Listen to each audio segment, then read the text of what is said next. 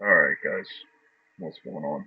So, um, tonight I have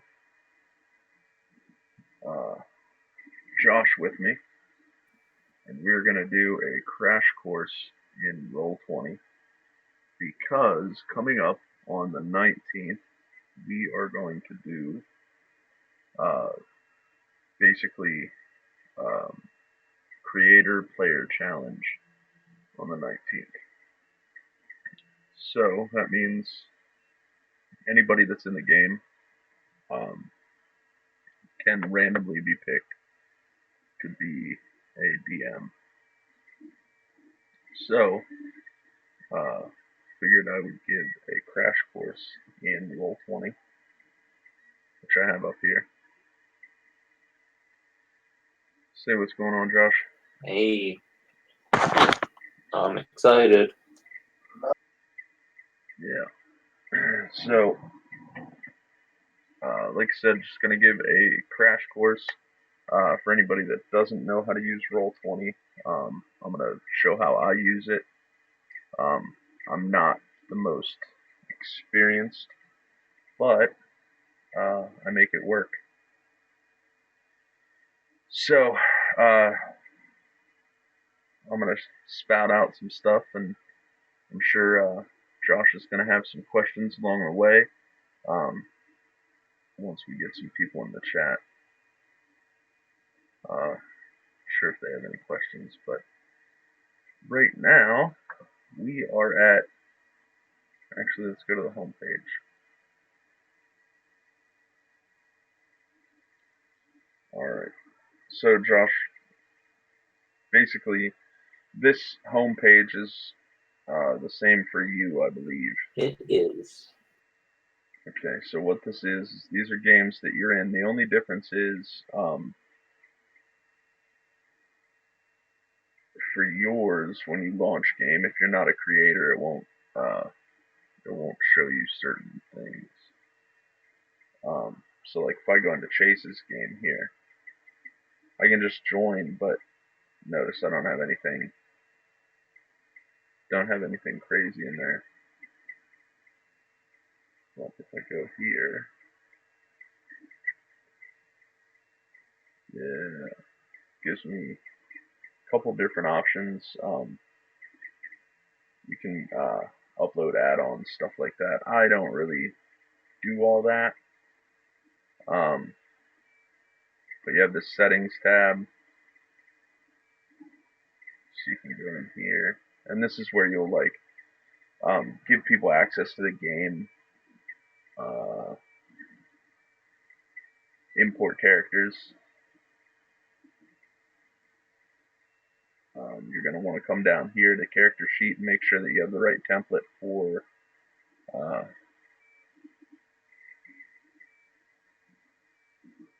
D&D. So that's what we'll be playing. I haven't really messed with too much of this because I haven't needed to.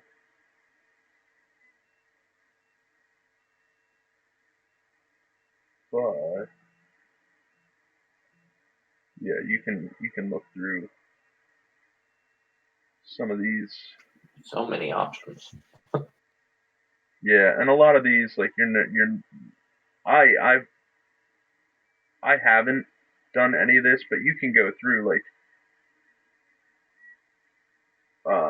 the core roll obviously is a D20, but that'll be set up by once you pick D&D up here. But you can go in and set up your compendium. So if like, let's see what I got here. So compendium, I'm using Dungeons and Dragons 5th edition. So they have a whole bunch of different games that you can kind of hop on. But for us, it's going to be 5th edition. So anything that I buy can be shared. So so there's some free stuff too. So like if you go in not that you really need to know this, but for what we're doing, they do have tutorials on here, which are pretty good. I mean, I watched a few of them. You're getting a crash course, so. But I did download like the Explorer's Guide to Wildemount preview adventure, and that's excuse me. That's kind of how I started playing with Roll20. So, um, so yeah. So we're gonna go back to the games, and then on this page it shows you see on the creator of this game. So we're going to, yeah, we're going to go ahead and launch my game.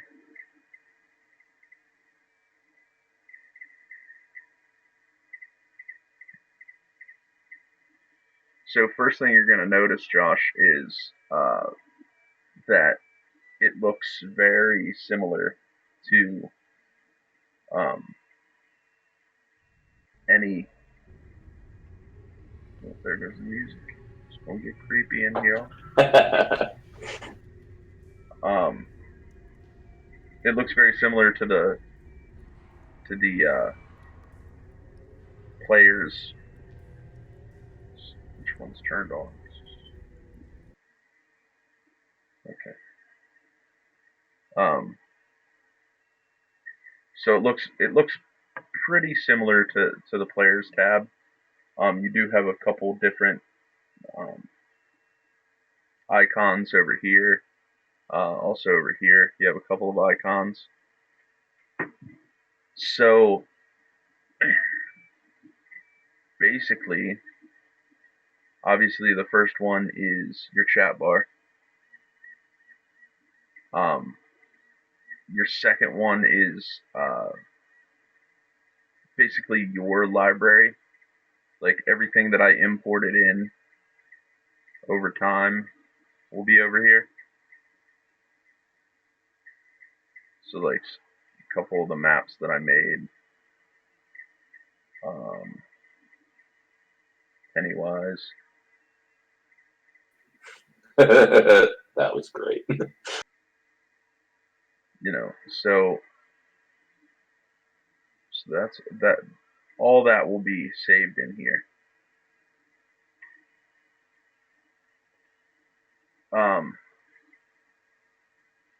Now this tab, your journal, for you it'll be a little different than your player's journal, right? In your player's journal, you'll still see like the players, anything that you allow them to see. Okay. So we're gonna go to. All right, hold on. So this is where you're gonna keep like. I keep all my players in here, and then when you guys upload, I delete from here. So like all these down here, I would delete before the game started. And then as you guys import, I would delete these too. So if I knew, now this is just for switching, you know, how we were doing it, right? Which you really won't have that much going on in this one. But the cool thing about this is you can. I started creating my own monster manual. So you can go in and you can add a file, and it'll be a character, a handout, or a folder. And I made each one of these folders. Right. So then if I go in, I hit CR8, you'll see a monster. What were you planning on murdering us with? Yeah, you guys totally bypassed that in one of the adventures. Oh, seriously? Yep. Thank goodness. Yeah. So I'll show you how to get to this, to all this then. We're just going to go through the buttons one by one. So this is like your anything that you write. If you make a handout, like Chase had the handouts um, uh, for the herbs and stuff that we were getting, it would all be in this handout here. So you can put stuff in here and other folders, stuff like that. I actually did that. I was playing with it earlier, and I did my special bag of holding. Yeah. Which I'm excited for. So the next one here is compendium. So this is a nice little resource. Um, I think the players have it as well. I Not believe 100% so. sure. Not 100% sure. Let me shrink this down real quick so that it can fit where I want it to fit. Give me 1 second. I don't want it that big.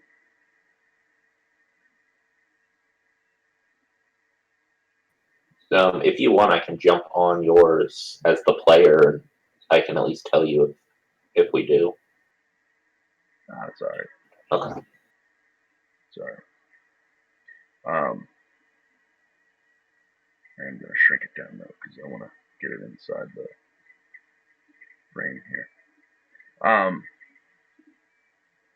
So this compendium is really nice because it already sets you up with like basic stuff, basic D&D stuff. Hi, Becky. Hey, Becky. So yeah, that's what I thought. Okay, so the compendium is there. I think it varies on what it actually has in it, though. Hey, Devon. What's going on, Devon? So,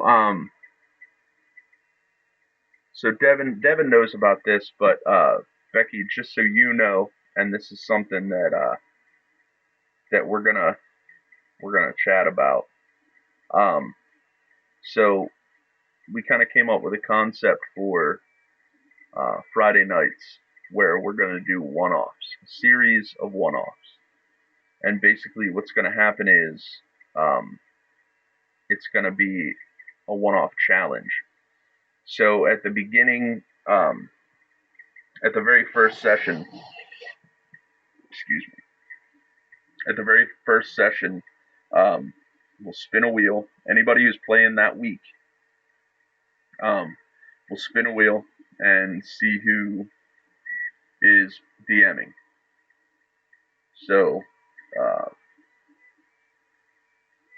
so that's going to be at random. Yeah, it works out to 3 weeks. The nice thing is, especially for like Brandon and stuff, depending on when it lands.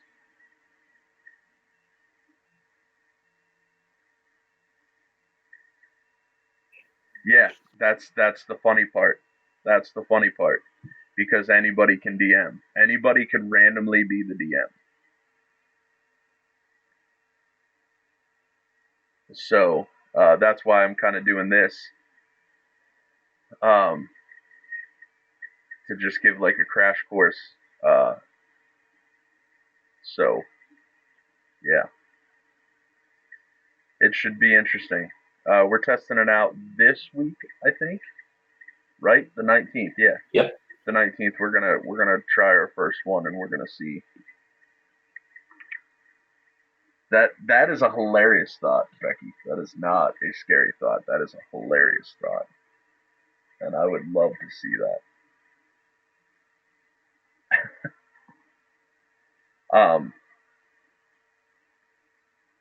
So your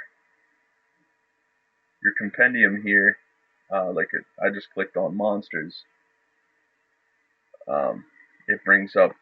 It's a pretty decent list. It's mostly all the stuff that you'll find. Like they don't have like Xanathar's Guild or Xanathar's Guide or anything in this.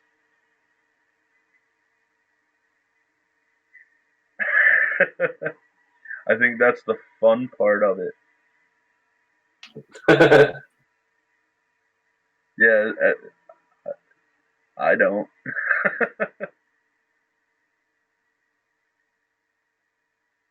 um. So yeah, you can. I'll show you more about these then, Josh. Okay.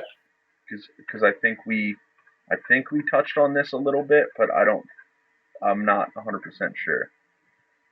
Um.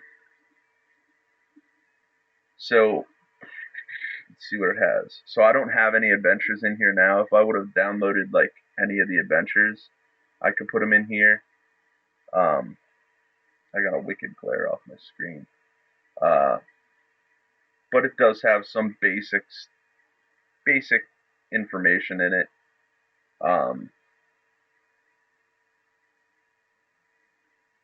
So let's say as a DM, right? You don't know, you can't remember what grapple is, right? So fuck, how does grapple work?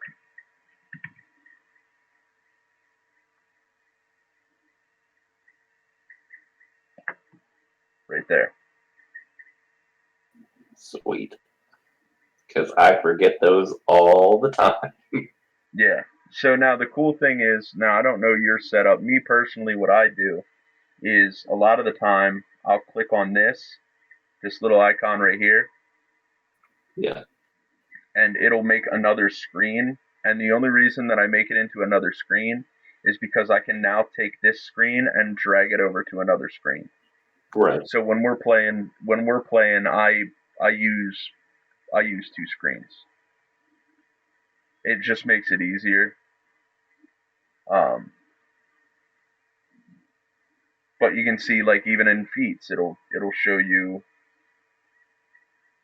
uh, the grappler feat.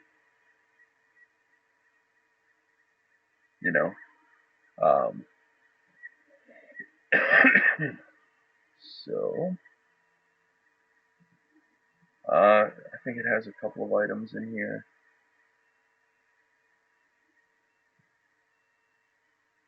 Yep. So if you want to do, the amulet of health,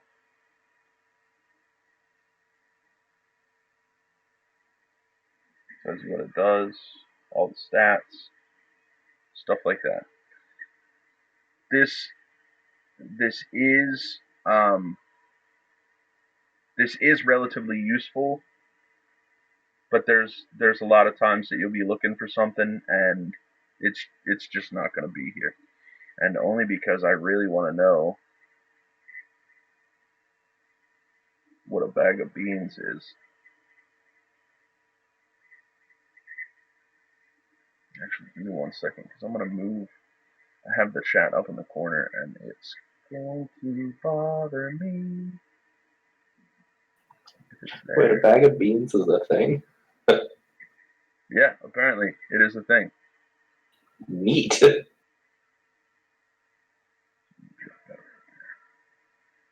Um,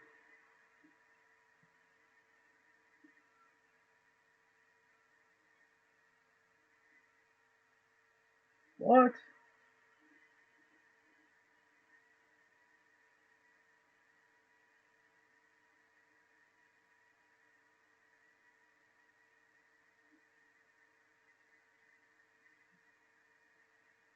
Interesting.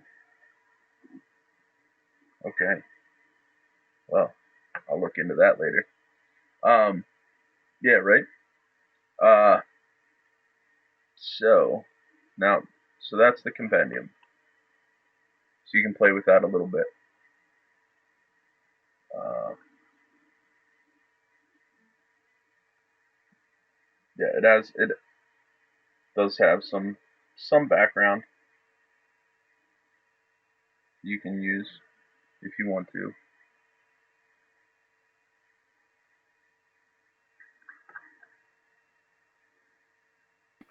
So that's your compendium.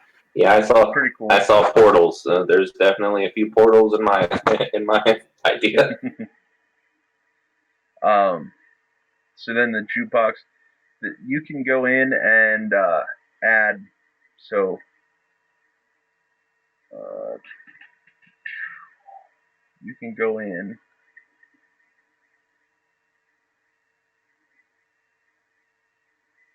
No, I don't want to add them. I want to.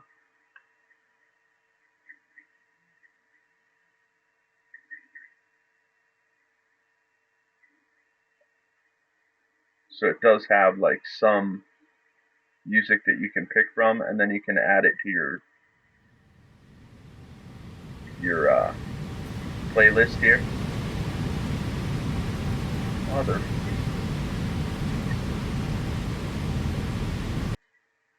That was loud. A little bit. Yeah, I can't do that. So yeah, you can go in and play. I have a few that I like to use that I put in there for certain occasions.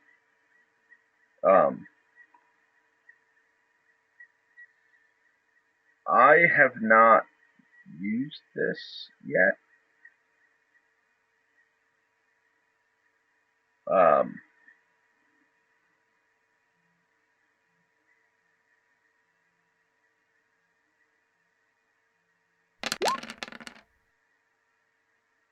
yeah, I don't know what just happened, but Go back to the first thing.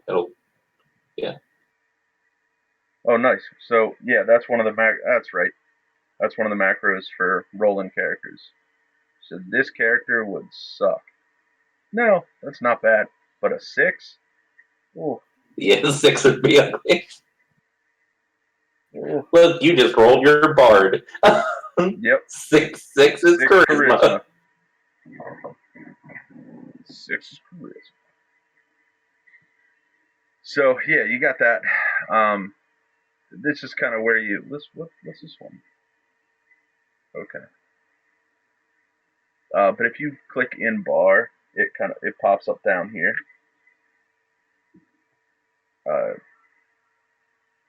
Those guys can't see it because it is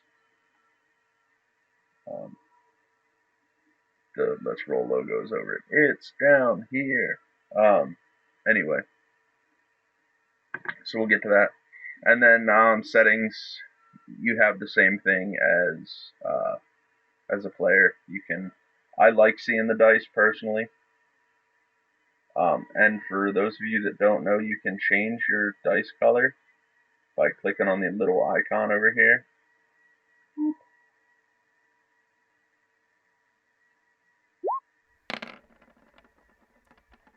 Then your dice change color. Oh, so not only does it change the ping, it changes the dice color too. Correct.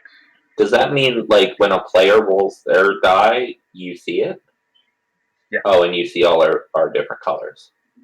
Mm-hmm. Cool. Yeah, if you guys, so if you roll in game, it shows up on my screen. That's cool. So,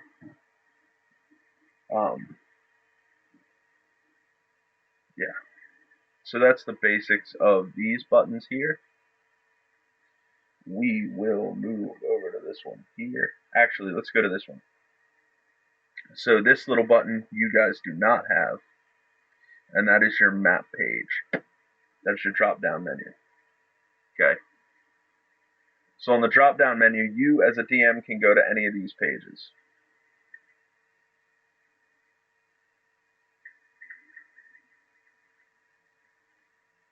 Okay. But your players are still on this page. So I can go in and I can tweak this while you guys are still fighting over here. And then I just click back over here and I'm like, oh yeah, this fucking thing pops out. And you're all dead. So you can do multiple maps. And then you click this one to create a new one.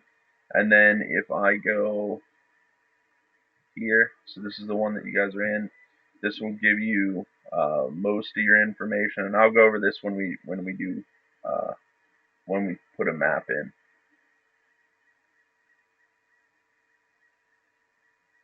Okay. Okay. So that's real simple. Guys, if any of you guys have any questions in the chat, please feel free to jump in, and I will put it on the list to answer those questions then. All right. So, going over here, you have to think about each map in layers. Okay. And Like we'll an get to onion? this exactly like an onion. It makes you cry.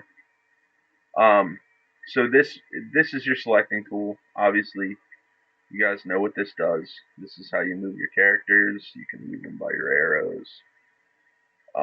But that's what this does. Okay. This guy here. So here is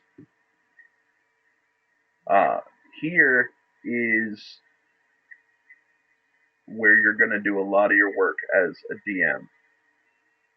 So you see, if I click here, I can't move the map. That's because it has its own layer.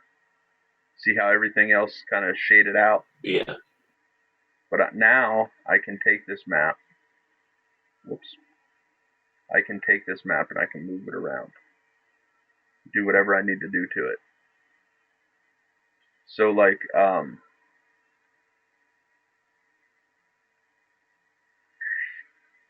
you can kind of make that section bigger and make that the whole map. I'm going to zoom out. So this is the placement that I have, right? And that's based off of what was up here in this pull down. It was up in there. Right. And we'll get to that when we do maps. Depending on which program you're using, it's really easy. So I'm going to zoom back in. You see the two different grid squares. So this was a map that I grabbed off the internet. I made some changes to it in Photoshop so that I could get this hue to fit the game. But you can see there's grid squares here. Yeah. And there's ones on the map underneath the green. I'll show you how to line those up. This one was a little bit more challenging, but if you're making your own maps, it's super easy to do. So we'll put this, so you can kind of line it up.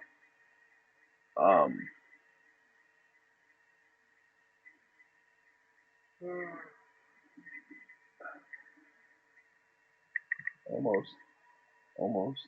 The grid squares are just a different size. So it'll be off. So if I line this one up, but you see it gets worse and worse and worse the further out we go. So that's that. Object layer is where you're going to keep almost everything else. This is where your players are going to sit. And monsters. But I'm going to show you a trick with the monsters. So this guy.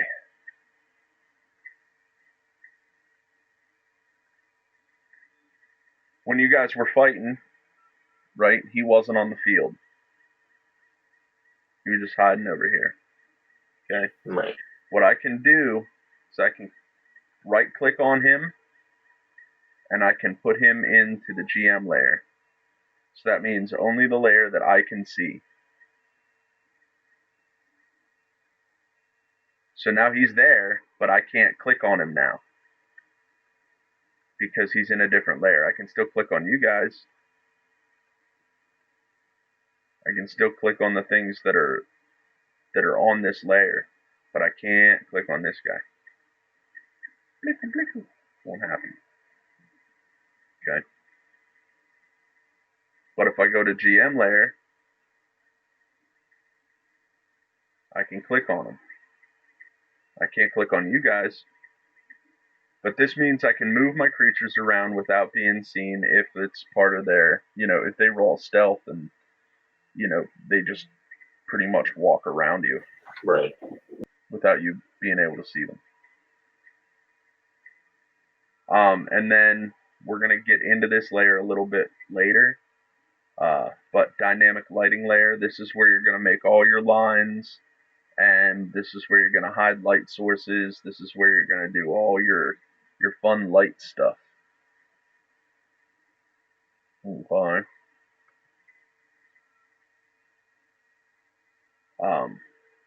That's all pre-game. This I use in-game, this I use in-game, and this is pre-game. I don't really mess with the map once you guys are in it. It doesn't make sense. Right. Then you guys have this too, right? Your drawing tool.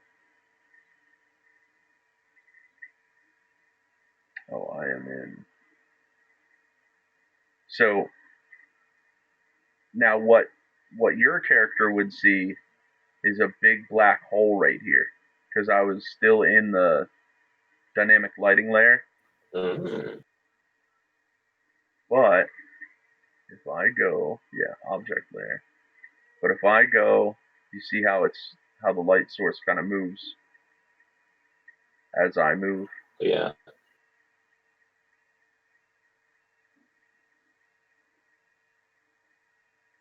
So that's dynamic lighting. We'll get into that. So you have your freehand, your line, which we'll get into. I don't use that too often in game. And then you have you can do a little text.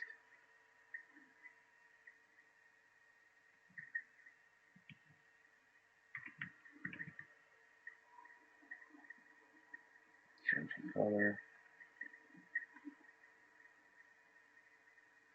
All right. This one's basically your zoom. This one's basically your zoom.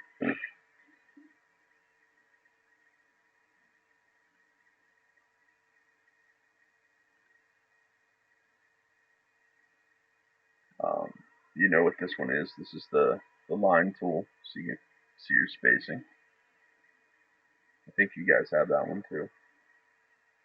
Oh yeah, we use that all the time, especially spellcasters. So this one I don't really mess with because I don't use Fog of War. So like if this was covered, I could go in and I could reveal the area as you walk in, reveal something that I have hidden. I can shade areas and hide them off.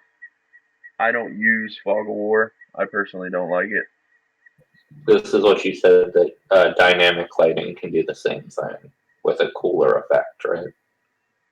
I personally like dynamic lighting for the simple fact that it's what your character would see. You know what I mean? Right. So it makes more sense to me than in our use of it. You can use Fog of War if you really want, but I like the characters to see. I like the characters to see what they need to see, like right off the bat. Like as soon as they turn that corner, they're gonna see what's on the other side of this block. So here's your turn order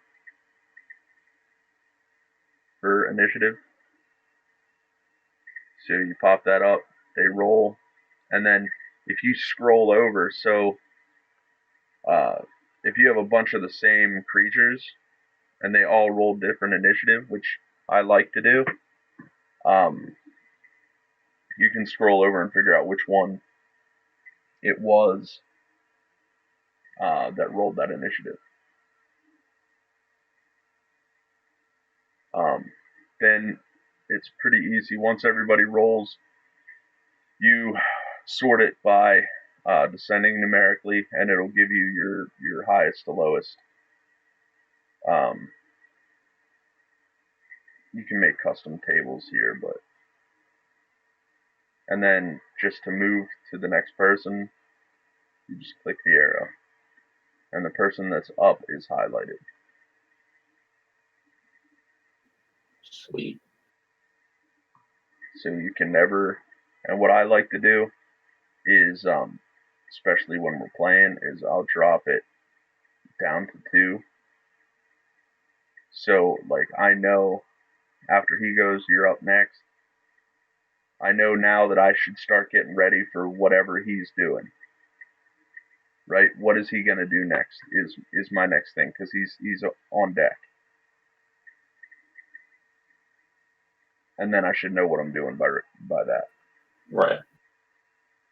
So, players too, right? That's a pet peeve of mine, especially when you have like,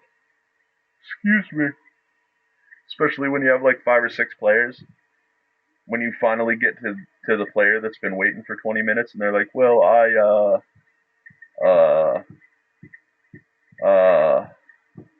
you just had 20 minutes to figure out what you're doing, and more than likely, yeah, that annoys me. That annoys me. Like, I understand if like something just happened that affects your character, but 90% of the time it doesn't,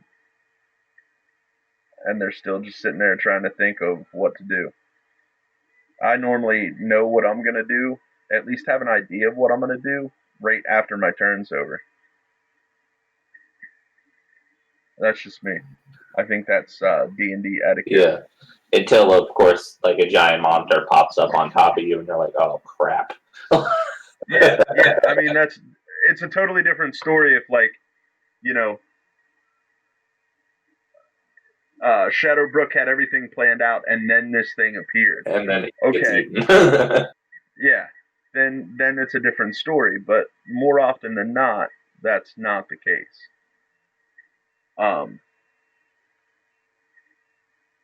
So then you have your roll icon. I personally like this one, especially being a druid. Yeah, I love the rolls. Because not only can you roll, but it saves your last couple of rolls. So if I know that I'm going to be doing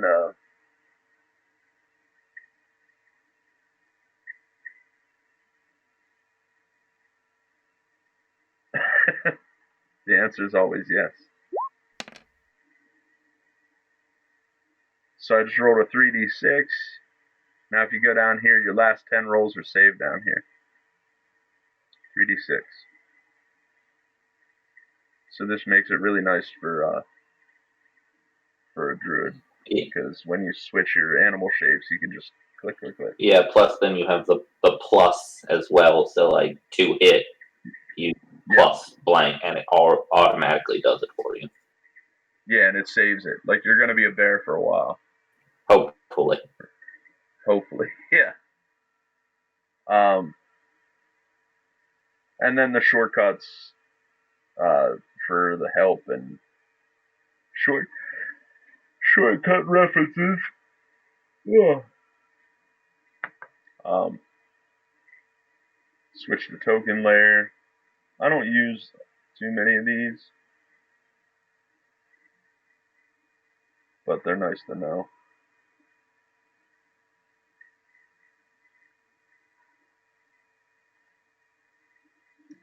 Okay, so that that pretty much sums up the difference in the screens, right? So I think first and foremost, what everybody wants to know is maps. Did you get to the map section yet? Do you understand how that works? I understand the basics. There's a few, odds and ends that are a little, All right, so I'm gonna shrink this down real quick, and I'm gonna go ahead and pop up my Dungeon Painter Studio, because this is what I use to make maps. Personally, I enjoy the program immensely. We're gonna do something real simple. So we'll do. So now you're gonna remember you're going to remember that number, right? That 17 by 15. Right. So I make it a habit of writing it down.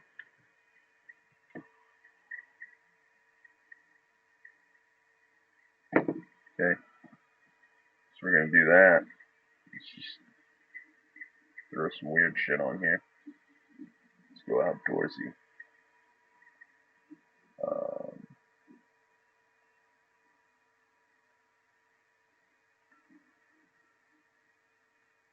Let's get a little pig roast going. This randomizer. Put some wood by the fire.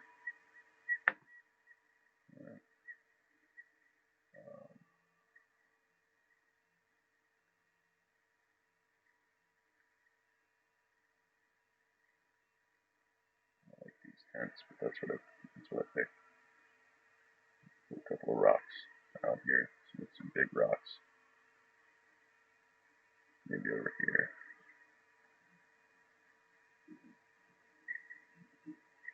Where'd they get their wood? They cut it from that thing.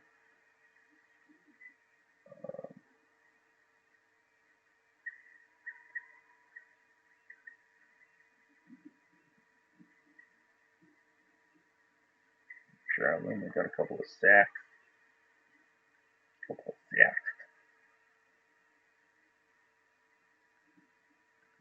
And this guy was lazy and just left the shit out there. Or maybe they're all dead. That's what happened. Is this the program you've been using, Josh? It is. Okay, so let me show you something about this real quick. Bonus material. I'm going to click here.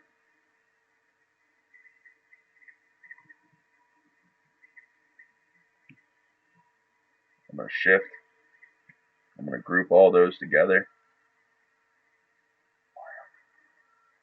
Long shadow makes them stand out more. Medium shadow gives them a little depth when you go in. Got a short shadow. This is all pre ooh, that's ugly. Yeah. So I like doing long shadow because it looks better, like from a distance. Once you get up close, it's like why is that so heavily shadowed? But do that with walls and stuff too. You know, you throw down a couple of walls.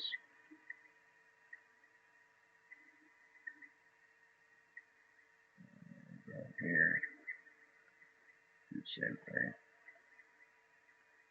Pop dark shadow. Just looks cool. Know what I'm saying? Cool. So now we have our map, right?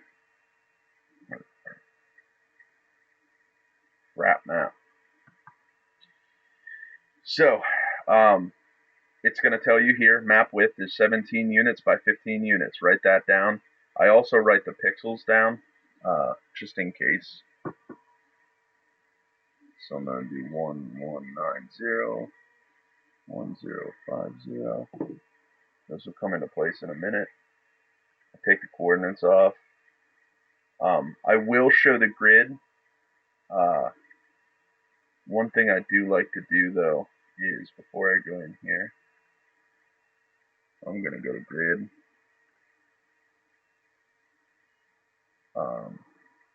Even if you keep it white, I kind of bolt the lines a little bit so that I can see them better.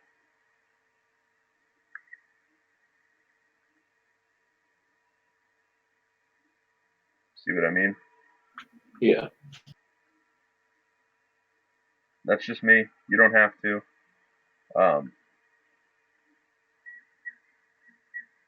Yeah, do whatever. Do whatever makes you feel good. As long as you can see them. Now, if you don't have any, if you don't care about how it lines up, don't worry about it at all. But most of the time I'm doing dungeon tiles, and I like the dungeon tiles to line up. So I have everything there. If your map's too big, you can drop the pixels. But for this, we're just going to go and create a PNG.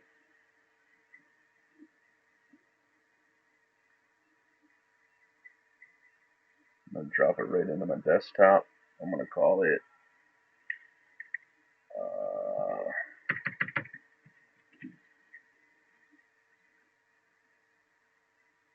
close that down.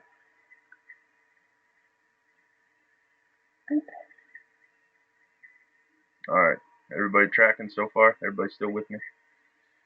Cool. You're going to go up here. You're going to go create new page, and then this blank one's going to pop up. Okay? So this is your blank one. You can title them if you want to. I just know by looking at them. I'm going to go in here, first and foremost. Width, height.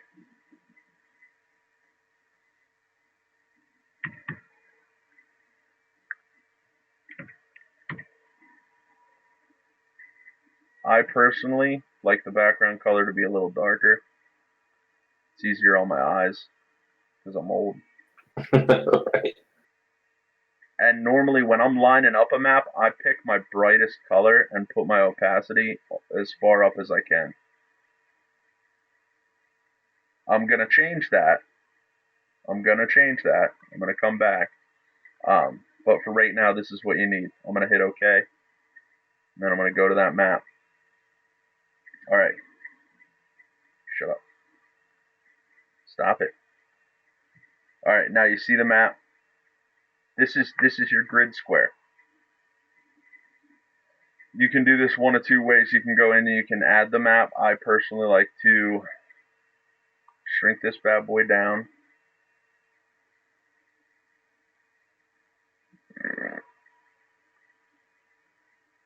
Grab the map from my desktop. Plop it right in there.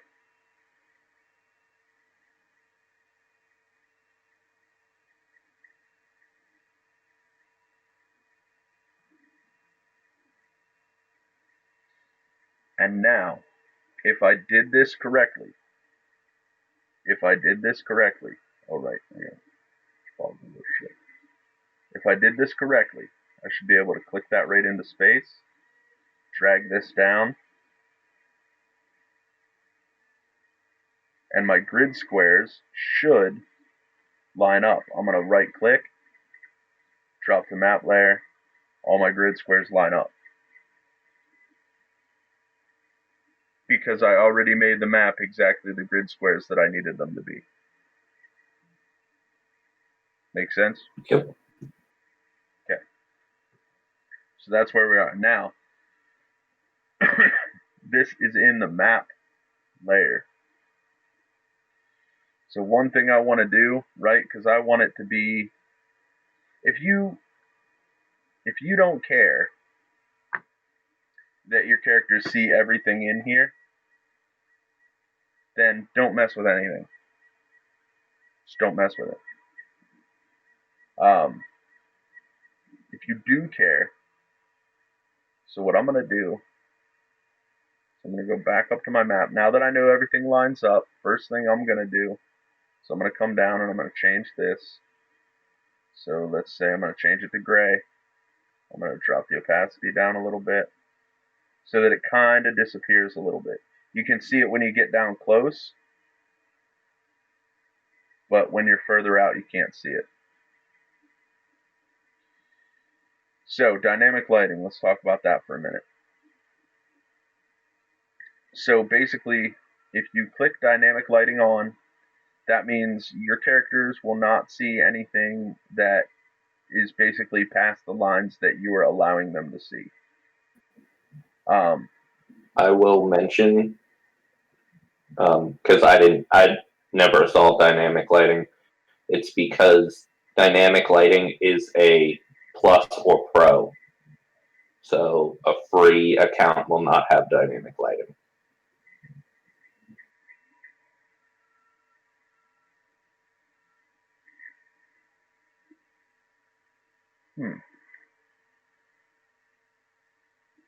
So when you were playing, you seen everything? No. To set dynamic lighting on, it has to be a plus account or a pro account. You can't create it on a free account. You can't use it. Oh, right. Yeah. I was just making sure that, the people knew. Yeah. But I think like subscription is like what? Like $5 a month maybe? Yeah, something like that. It's cheap. I mean, if you can't afford it or you don't want to spend the money for dynamic lighting, don't. I personally enjoy the dynamic lighting, and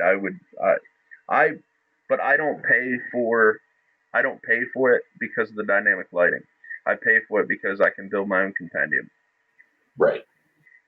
Like I can do anything I want inside here, and it will save it as long as I have an account. So that's why I did it. I spent a lot of time on my compendium. So here you can turn daylight mode on. So if I want this to be daylight, I just click this, and it's going to show everything as bright, except for those anything in blocking your line of sight. So I'm going to click that. I'm going to click on that. I like my opacity to be set up a little bit higher, but we're gonna turn daylight mode off real quick. So when I go back, I'm gonna hit OK. See how everything's kind of dark now? Yeah. That's because nobody is in here to see anything. Okay. If I go to grab John's token and I put him in here, I'm gonna put this in here, right? First thing I need to do, and this is pre-game stuff, you're gonna go over to this wheel. You're gonna go to the dynamic lighting. First of all, he needs to see. So yes, he does see. Does he have night vision? No. We're not going to give him night vision. So that means, this is the thing that irritates me, because you can see the circles, right? Right. So like, it irritates me a little bit. So I'm just going to give him 20 feet of bright.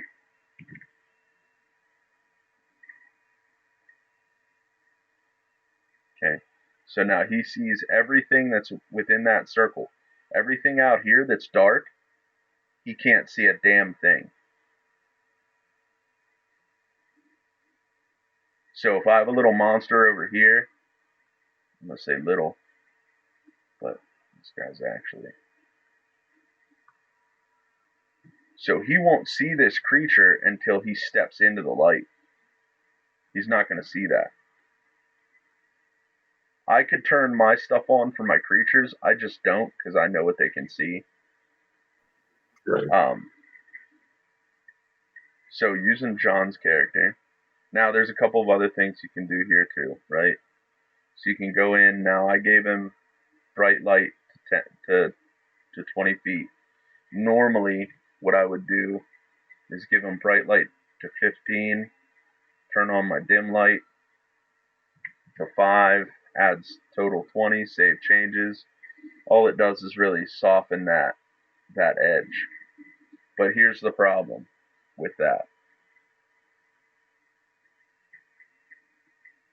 I'm going to drop slugs in here. I'm going to make him see. So most of the time, if your guys can't see anything, it's because this is turned off.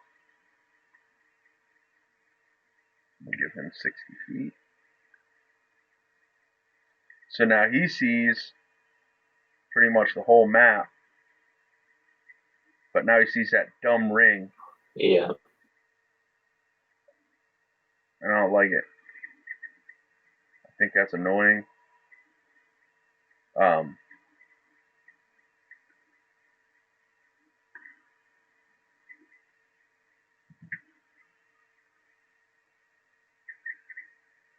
you know what? He still sees the ring. I mean, I get the purpose of it, because I know that, like, looking at this as a DM, I know for a fact that he can see that light. Anything in that area, he can see. right? Because he's out in the open. He can see that. If you want to see exactly what the player characters see, if you click on them, Control L, that's exactly what John sees.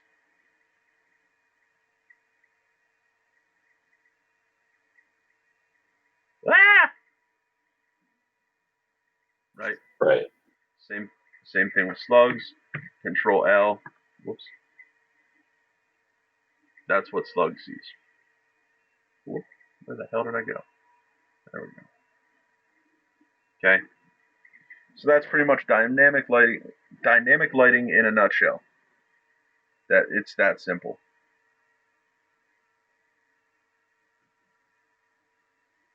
Okay. So now you have some tents here, right? Which especially for slugs would be a little hard to see over. Now you have this weird box in the middle of nowhere. So we don't want to be able, like slugs can see on the other side of that now. Right. So how do we stop that? Well, we do that in the dynamic lighting. So we're going to click that, everybody's going to go away. So what I like to do, especially here, so I'm going to zoom in. This box is the first thing that I need to hide, right? I don't want anybody to see over top of it. I don't want anybody to see inside of it yet. And let's say, here's another cool thing.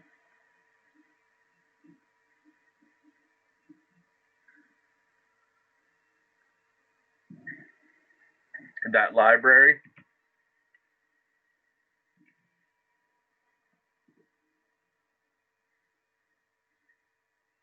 okay, it has some artwork that you can use. Bring that over, drop it in. You can rotate it. Here's the thing.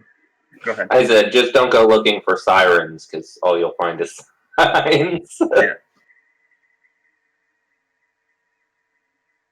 So if you have trouble, right, because it's going to lock to grid whenever you touch it. It's going to lock to grid.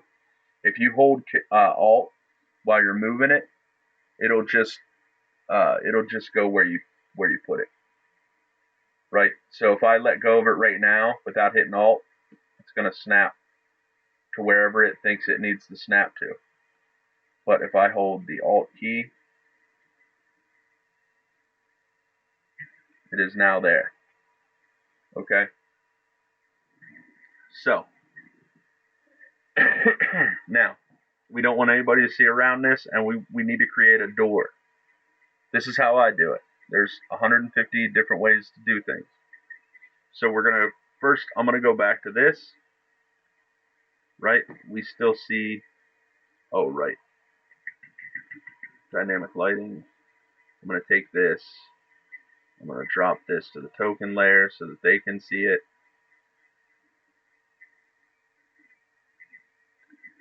There. So now, this is what Slug sees. The door, inside. Still don't want him to see inside. But I want him to be able to see inside when he opens the door, right?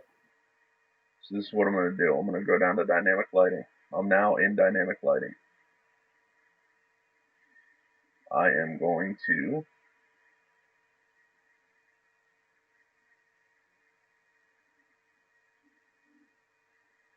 go to the line tool. I like to pick a bright color, something that's going to stand out. Personally, I always use red for doors. I don't know why. It's what I do. So we're going to go with this bright blue. So I can come in here and I can click, and it'll draw the line for me. All right, hold on. Before we do that, let's go down. So I want a thin line because I want some of this wall to show up so that they can see it. If I put that line there, they're just going to see black. Right? right? And the way that my grid lines up, it's just inside of that square. So you can come in here and you can click. It's relatively straight, but if I click over here, it's just going to do that thing. Well, what you can do, see how that just clicks right to the grid square? Yeah. All you do is shift.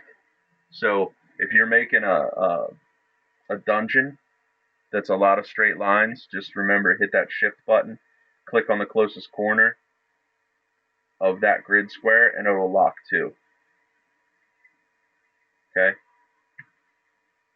So then, if we go back up to Object,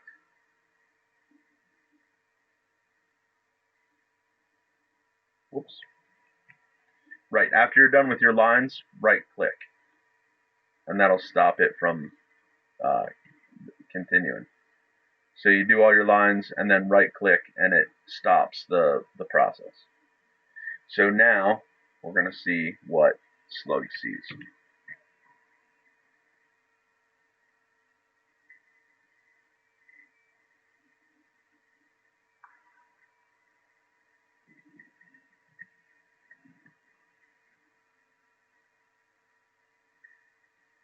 That should not have happened. Why is that not doing what I'm telling it to do?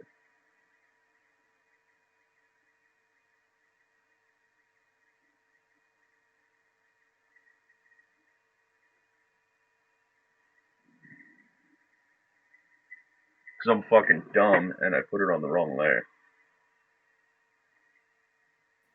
Oh, you put the lines on the token instead of the dynamic lighting. Is that what happened? Yeah. No big deal. So now, we should. Oh.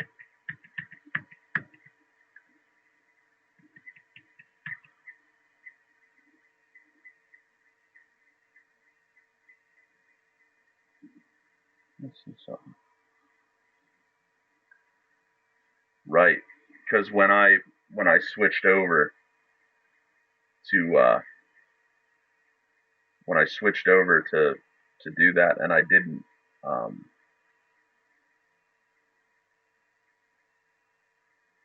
finish the line, it kept it to the area that I was in. Okay, that makes sense. I mean, it doesn't, but Right.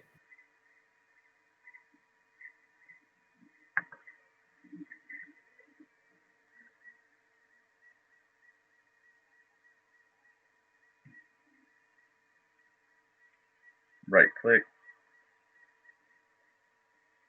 Okay, now slugs can't see.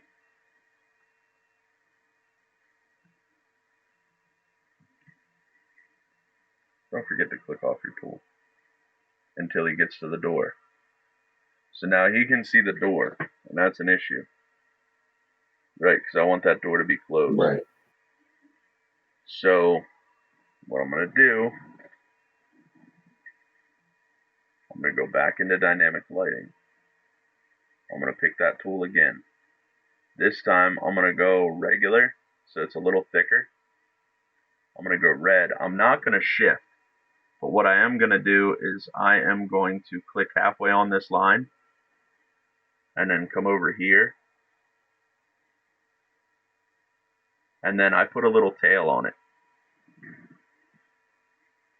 I put that little tail on it because when you go to move it and you try to click on that line, sometimes with it, once you have like a whole map drawn out, it's hard to just click that. Right. It's hard to just click that line. But as that moves, now he can see into the room. Okay? So there's your door. That's how I do my doors. Okay? Same thing over here. Like if I don't want him to see above this tent, I'm going to go in, I'm going to go to the draw tool. I'm going to go to that tiny line again. I'm going to pick a different color just because.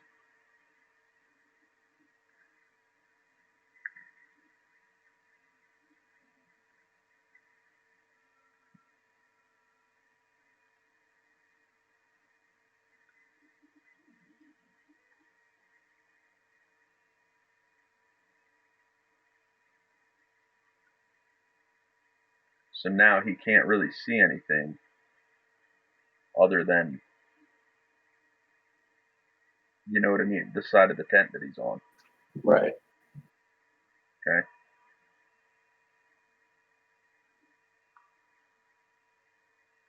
So now,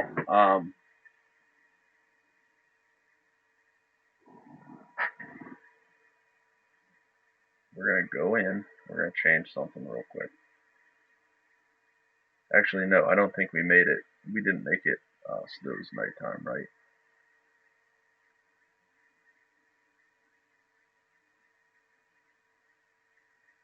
Daylight mode. So I'm going to click daylight mode on. Notice what John sees now. Right. Okay. So one more thing. I'm going to go back in here. I'm going to turn that daylight off. Daylight mode's off. I'm going to click on John because that's the one that I want to see right now.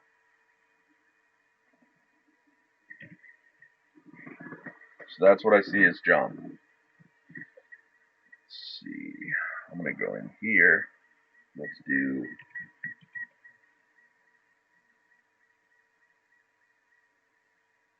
pick this groovy little skull candle. Okay. So what I'm going to do to this is I'm going to go in. I'm going to go to dynamic lighting. Doesn't really matter if it has vision, but I am going to give that 5 feet. It emits 5 feet of bright light. And let's say, 2 feet of dim light. So now what John sees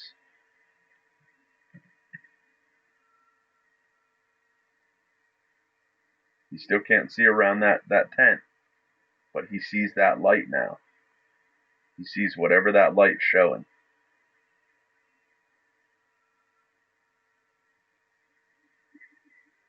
Right? And there's some cool stuff you can do with that too. Like, so we have a fire under there, under the pig. You can literally just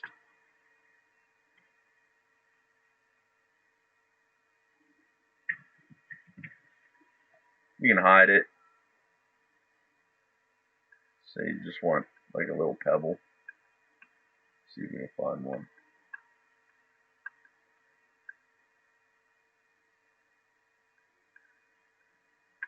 Oh, where's a fucking pebble? We'll use this.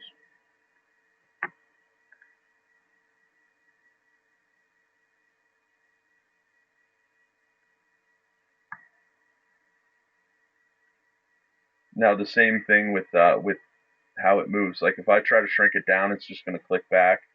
But if you hit the Alt key, you can shrink it down to that. Okay. So you can't even see that on the map.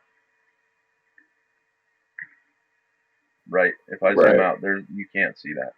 So I'm going to take that and I'm just going to drop it in my map somewhere. But I'm going to give it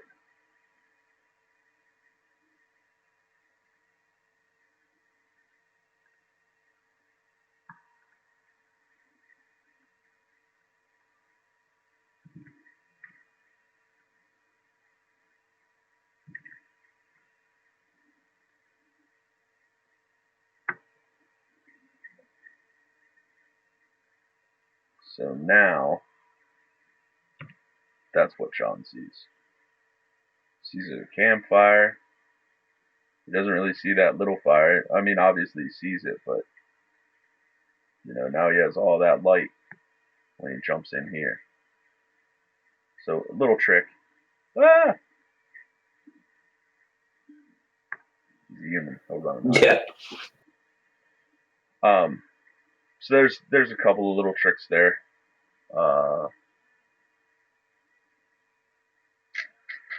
What else do you need to see? What else did we talk about? What about you, chat? He's just Devon at this point, right? Is Devon still in here? I don't know. I just see two people.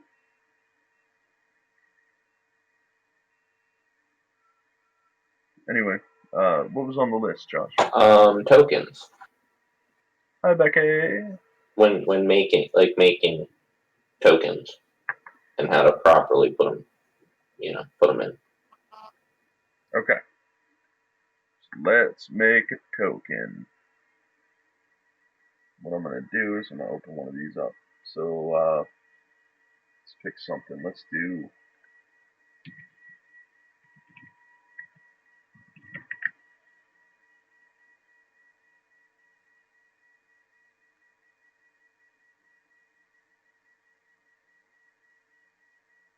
So let's say I want to save that.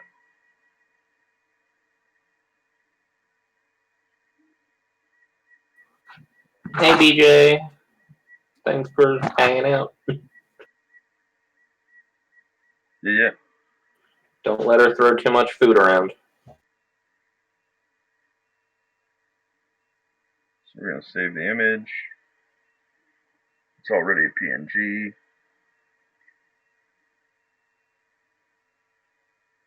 I'm done with that.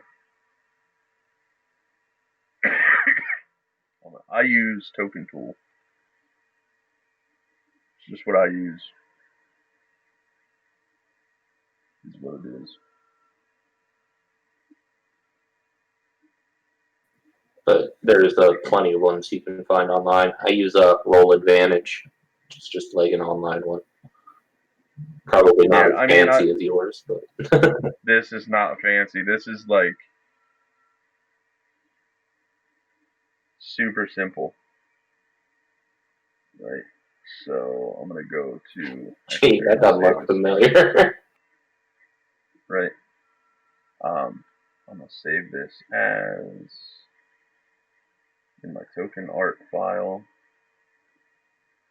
Call it Frost Giant.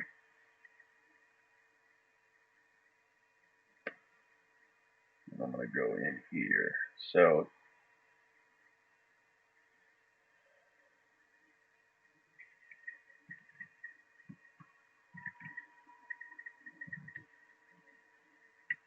Frost Giant token.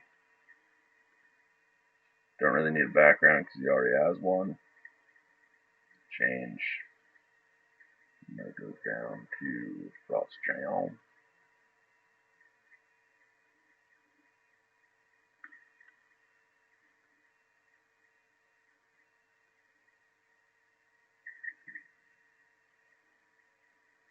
And he's going to be obviously a big token.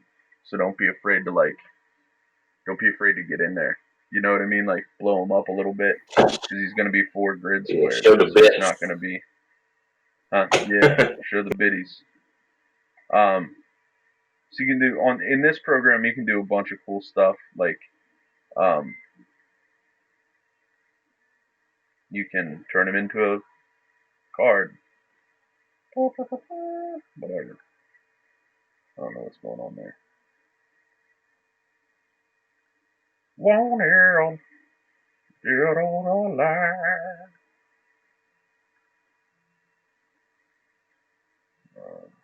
Got hex for.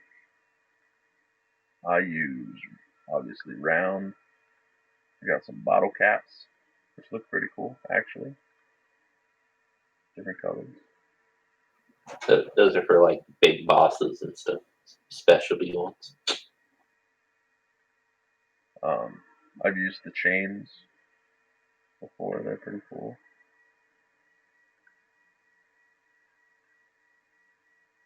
There's shit out there not using.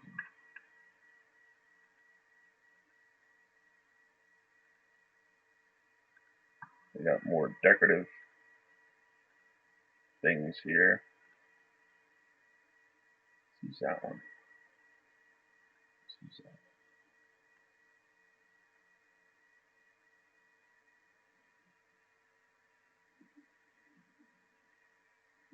No, I don't like that one anymore. Yeah, it's a little too sissy for a.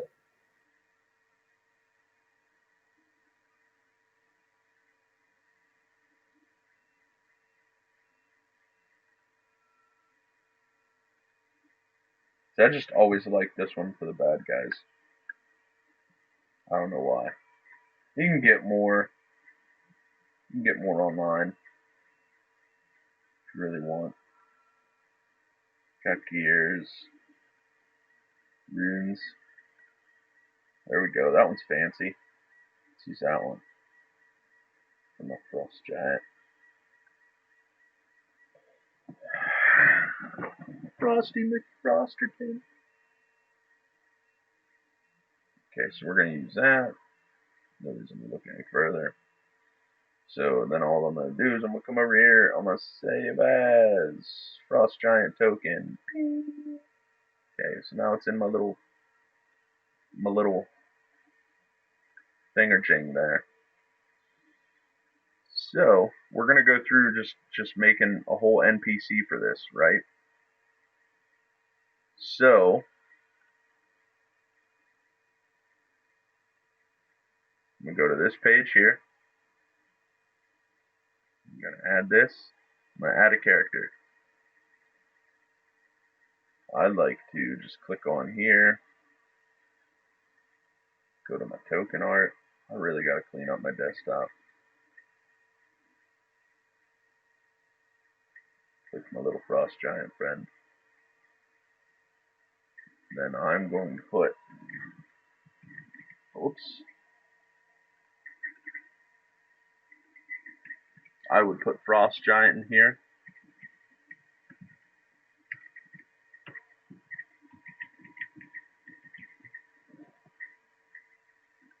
Then I want to be able to see it. And I want to be able to edit it.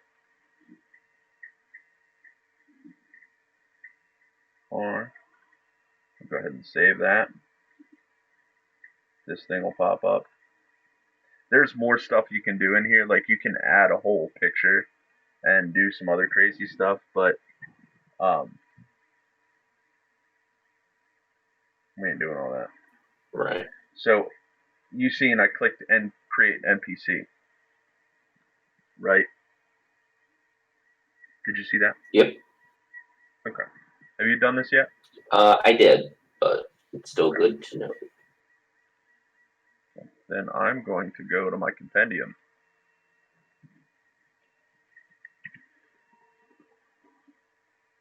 Frost Giant.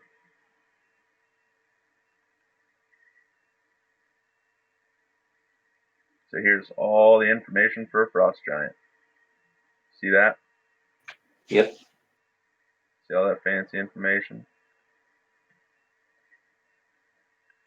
All that? Yeah, you like that? I'm going to grab that and I'm just going to pull it over and I'm going to drop it in. All done. Sweet.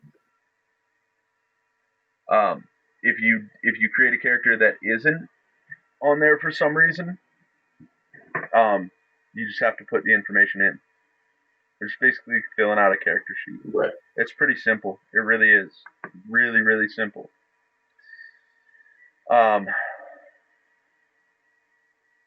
So now what I like to do is I like to create macros for them, so that when I click on the Frost Giant, I can see the information up in the corner screen, right? Because I'm playing like 5 or 6 guys, and you've done this. You've done this with your character. So what I'm gonna do is first I always do initiative. So this is why, like, this right here, a lot of the time is why you like I'll start playing and I'll forget that they're set up as whisper. Because what I do so that I don't ruin anything is I'll come in here and I will toggle advantage, toggle whisper. I'm going to go up here and I'm going to go to GM, because if I don't, all the rolls show up. So like when you come into a game and you're like, oh, that's weird. A frost giant just rolled 37 times. Yeah. I think we're fighting a frost giant. I'm not sure, but I think there's a frost giant somewhere in this mofo. So I'm going to clickety click to do that. I'm going to shrink that back down.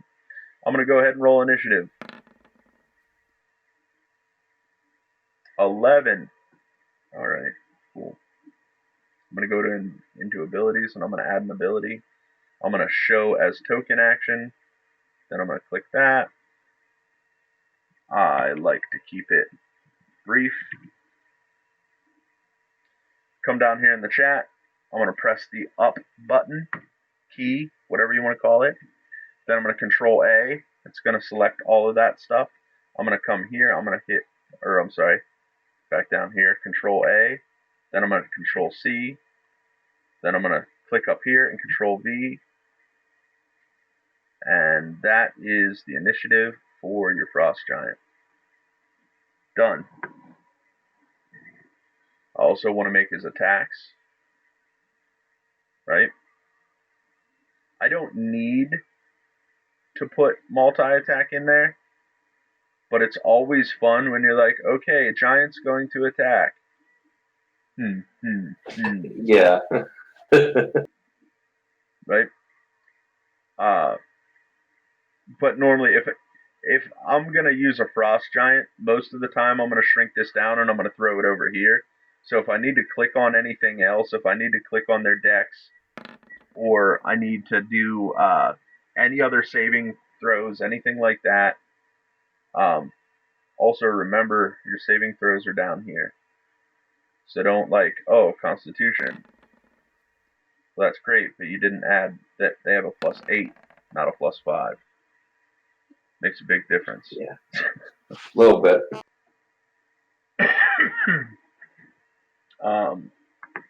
And then so since I'm here, actually I'm not gonna finish him. You guys get the gist of this, right? Yep. So that's how you make your little macros for this guy. So you go in, make a new one, shows token, blah blah blah. You fill it all out.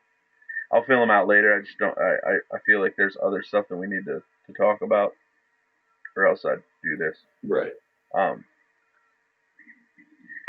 So now, what I'm gonna do is I'm gonna go over here, right? And now this is where I would throw him in. Like I would just drop him down and throw him in there. Make sure when you're placing for the map, grab on the name. When you're placing inside your menu here, grab at the picture. Okay. But we're going to grab Frosty and we're going to drop him in here. Okay. So now Frosty's in there. He's ready to rock and roll, right? He looks pissed off. You have 30 monsters on the field. It's hard to keep track of hit points. So this is what I like to do. I like to click on this guy. If you double click, it'll bring the dynamic lighting up and all this other fun stuff, right? Right. You could do, if you really wanted to,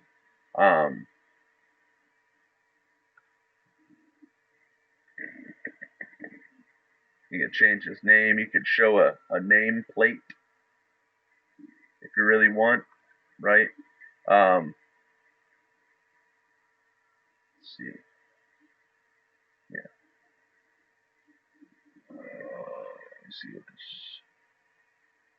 if this does what I think it does. I haven't played with this yet.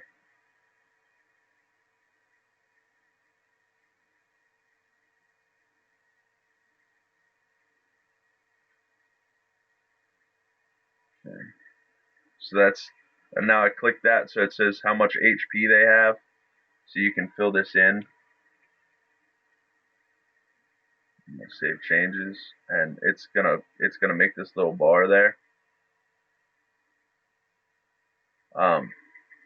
You don't have to. Actually, I don't like to do it that way. I'll show you how I do it.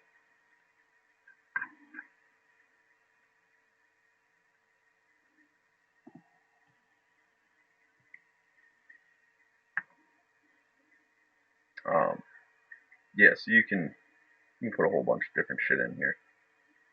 But like I'm pretty sure that you guys see the life scale if I do this.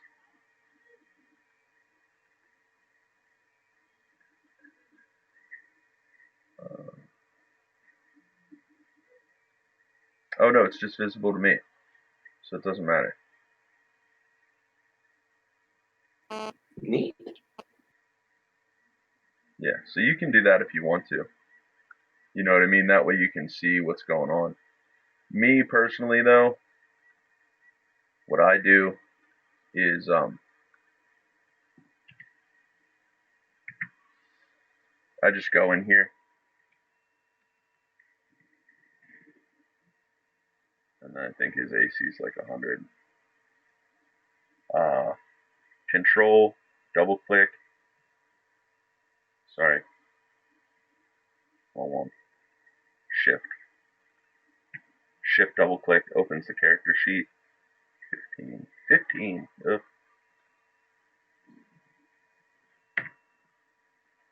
Okay. So now when you click on this character, his hit points are right here, his AC is right here.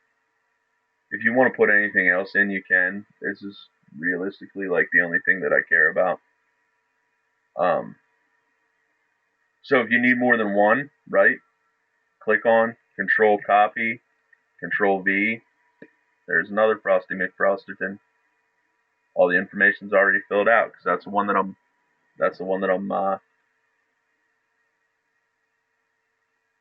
working on.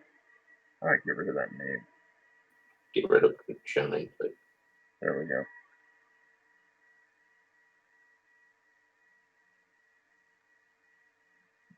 Yep. So there's Frosty McFrosterton. About to fuck shit up. Now, if you want to, you can even put like his speed in there, just so you only have to look at one thing. Yeah. So I know his health is well, I guess this always populates health, which is weird. Oh right, because I didn't fucking delete it.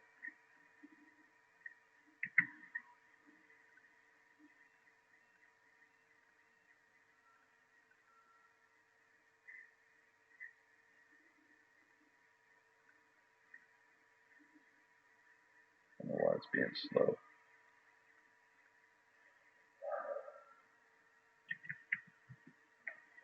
And then I don't know if you know this or not either.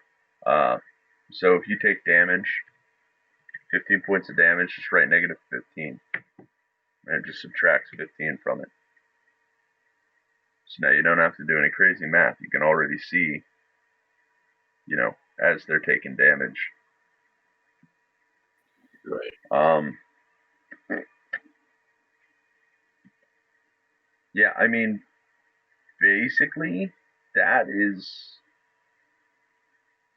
that's it. I don't do anything fancy. I don't think you need to. I do more work in my maps than anything to prep the game. You know what I mean? Right. And even then,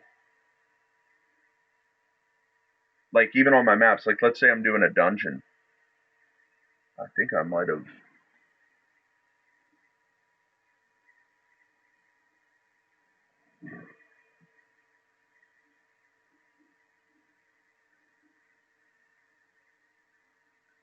Okay, I did not. So if I wanted to I could put, instead of putting all this stuff in on my map, I can go in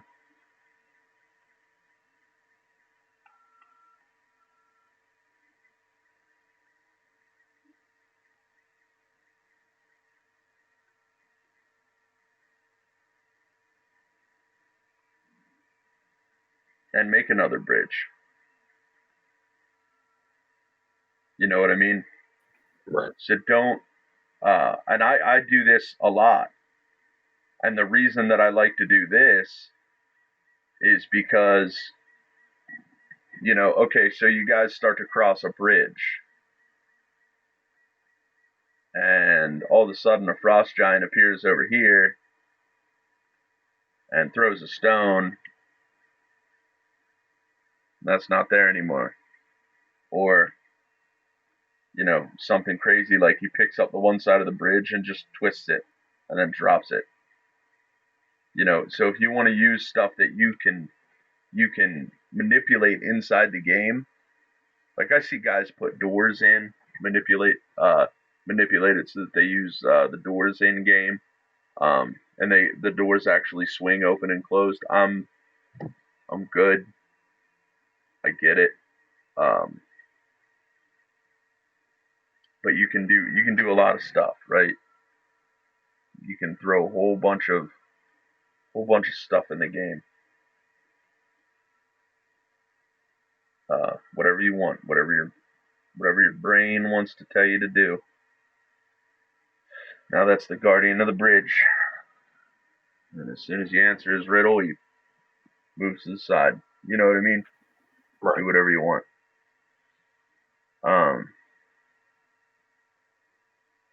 What else you got for me, Josh? Actually, I'm gonna take a quick break. I'm gonna take a quick 5-minute break because it is 10 o'clock. Take a quick 5-minute break. While we're doing that, you guys think of any questions that you have, anything like that, and the chat will also populate while we're rolling through chat. So yeah, we'll be back in 5 minutes. Yep, sounds good.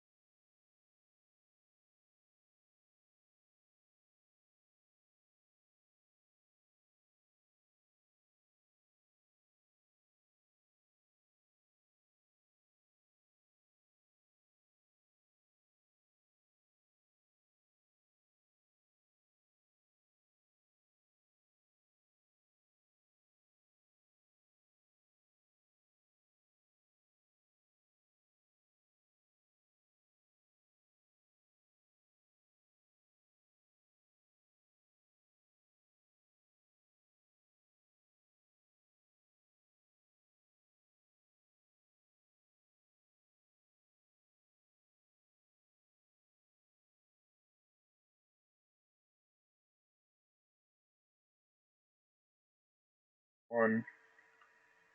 All right, guys, we're back. Oh, sorry, just had to take a quick break. So yeah, do you guys have anything that you can think of that you want to go over for Roll20 specifically? Like we went over, how to import the maps, how to make characters, macros.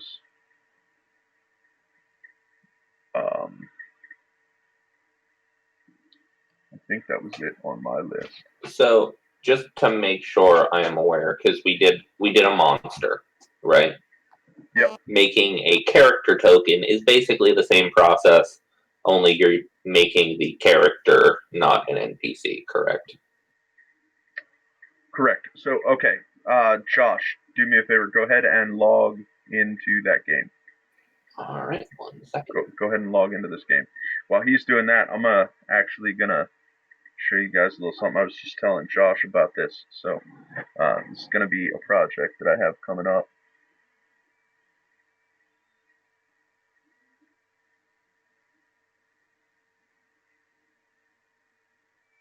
Yes. Yeah. Okay. I'll show you that. I can show you that. Not so much on your token. It's on your character sheet.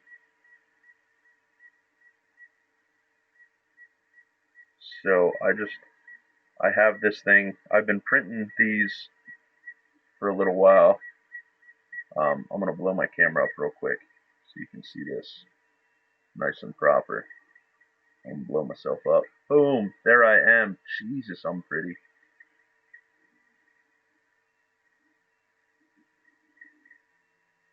To keep track of my characters.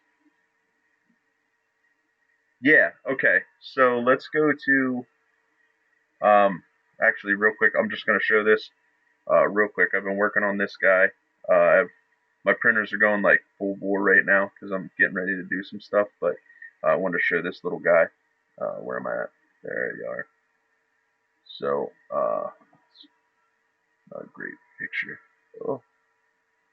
But anyway, you'll see a little more of this guy because I don't even know which way I'm going.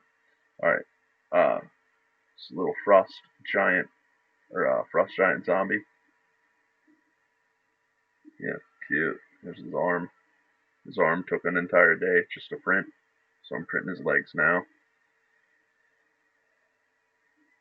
So yeah, this will be one of the DM Craft painting minis that's going to come up very shortly, actually. And while Josh is still logging in, you good, Josh? Yep. Cool. All right. So I'm going to jump back on there, but just a heads up for those of you that want to watch some crafting. Tomorrow I will be painting an owlbear that I got from the. Let me just grab him real quick. I already have him primed. Jesus.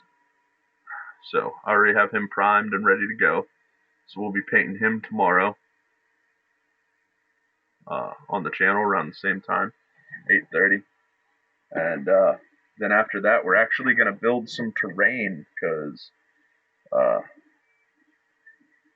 yeah, no spoilers, but not everything that I'm going to paint and create is going to be for my table. So don't think that it will be, but when it pops up, shit's going down. But I do have some stuff I need to make. So let me unfortunately shrink that beautiful face of mine. And so Becky, your question was. So let me find this guy real quick because I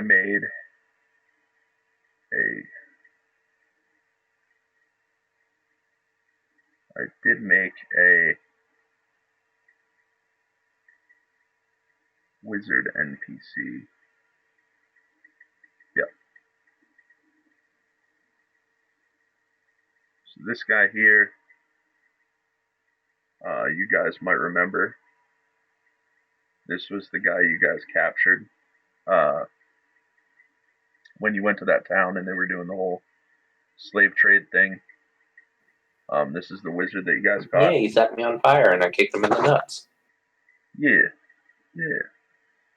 So I'm going to open up his character sheet. His character sheet looks almost identical to yours, except for underneath it actually has all the spells. So you keep track of those exactly how you would keep track of a PC's spells, except it tells you, like, so he has 2 spell slots for this one.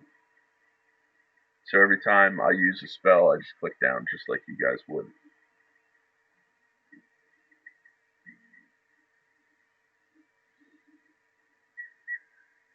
So there's nothing on, like, their sheets are compressed so that you can see everything within one sheet. I think the acolytes have something like that too. Yeah, spellcasting. So. Oh, she wants to know if there's a way a DM can keep track of a player's slots. So, honestly, what I do, I make sure that I have access to all my players' player sheets, and it's just I just kind of keep track every once in a while if I feel like if I don't write them down at the beginning of the session, which most times I will. That's why you'll hear me go, how many times did you cast? So on and so forth. And then I'll go in. So Dewdrop. I'll go into your character sheet. Because I can. And I'll see if you were taking points off.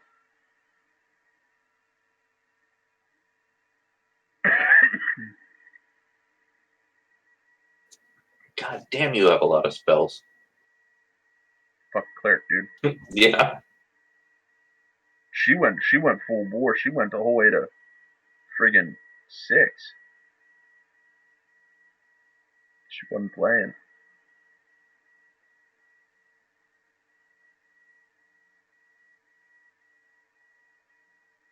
Yeah, man, clerics. Clerics and druids. Just clerics get more. And druids get better. Yeah, my spell sheet is not very big because I just turned into a bear. So yeah, I mean, DMing on Roll20 in a sense is easier than tabletop, but I pretty much trust my players. Yeah, how come we don't have a bard anymore?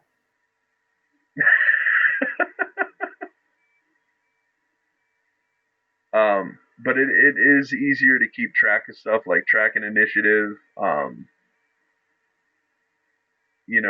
looking at your players' stats.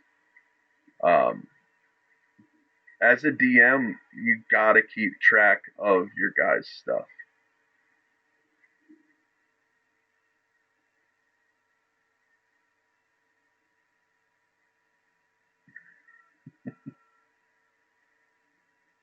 And that's why you give your players a bag of holding so you don't have to control their inventory too.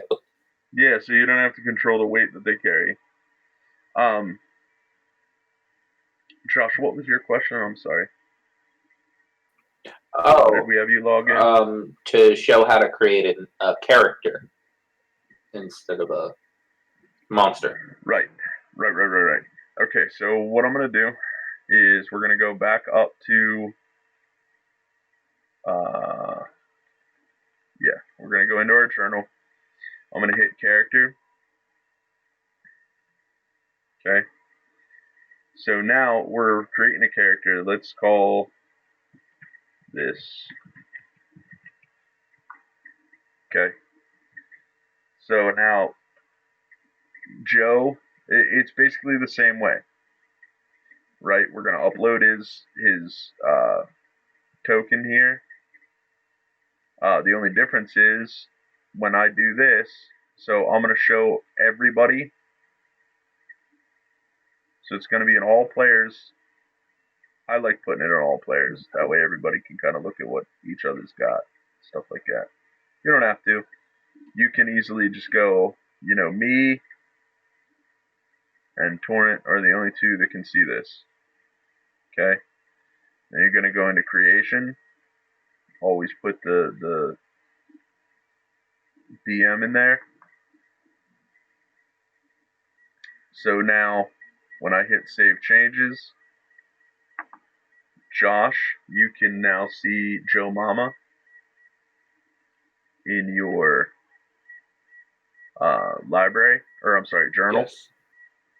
Okay. So then you're going to go in and you're going to edit sheet directly, and then that will start you on your. Yeah, this is simply for a PC. An NPC can be a lot easier because it doesn't need to know nearly as much. Does that make sense? You don't need to know nearly as much about an NPC. Um, so you fill out your character sheet like you normally would at this point. Now I don't know about you guys, but I use the crap out of this section. Oh yeah. Like I think Azamak has a full backstory written in. I have everybody that we've met so far filled in. It's a nice. This is your notebook. You know what I mean? Like this is your quick reference guide because it grows. You can. I haven't filled this up yet.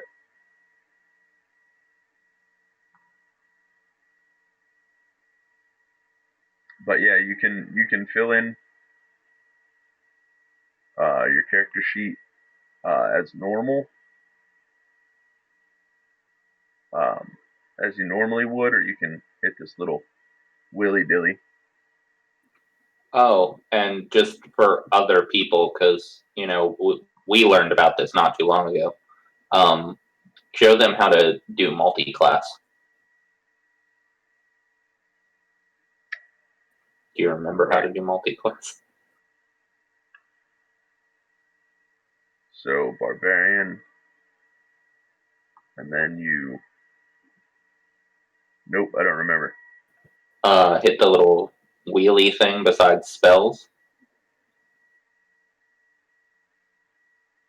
Go down a little bit, and there is second class. You click on the left-hand side. Where is it? It says second class artificer level 1. Oh, yeah. So you just click that, and then whatever it is, and there you go. That's how you multi-class.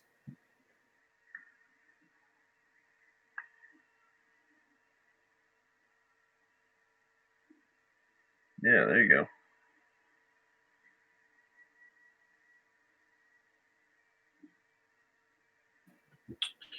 So they asked about animal companions.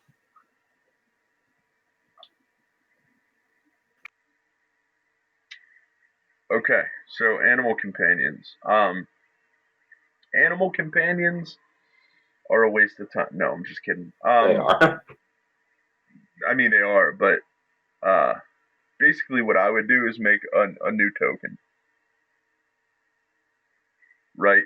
So you ask your DM, like let's say you want a wolf. That's your first mistake. So you can go in, create a whole new token. Oops.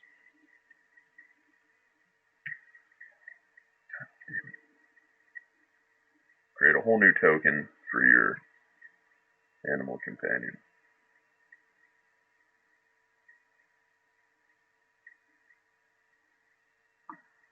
You are lucky that Hognoggin survived nearly as long as it did.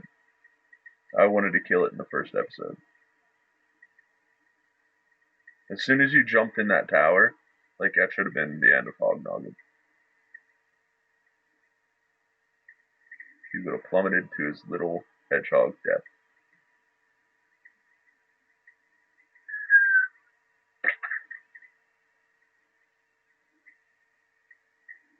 Yeah, so I'd just make a brand new token and just have it editable by whoever's companion it's gonna be. So like some stats will change. Most of the time it doesn't. Yeah,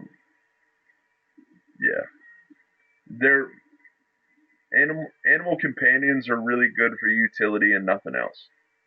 So if you're gonna get an animal companion, make sure that it can do something other than fight, because it's pretty much useless after like 3rd level.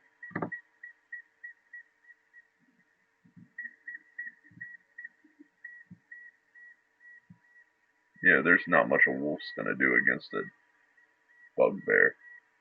Not a bugbear, but a owlbear. Yeah, we found that out. Oh right, they did face owlbears. I was only saying that because I was looking at one. That's exactly how it happened. Yeah.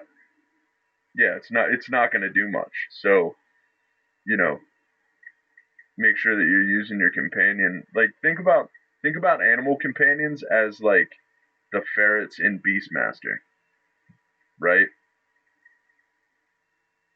They're there to steal shit. They're there to do other shit. They can scout. You know, pick your animal companion with care.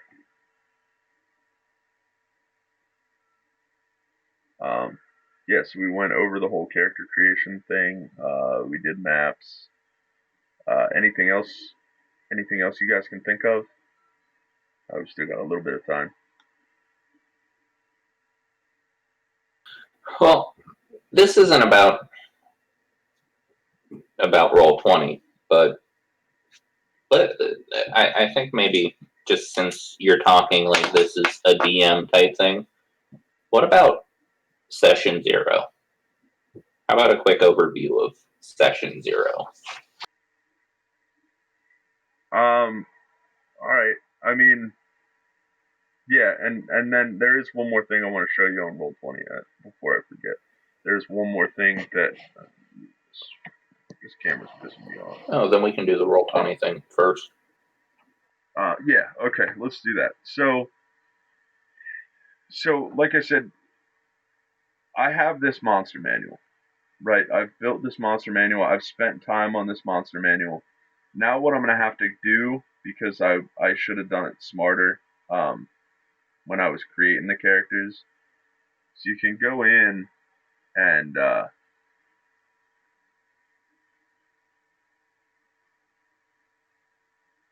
archive it. So now that I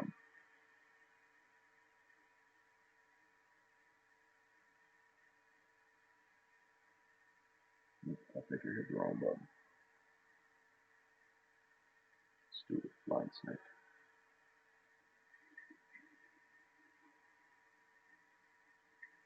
Actually, no, he should be in there. All right, so I'm gonna leave this game. So I'm gonna log out real quick.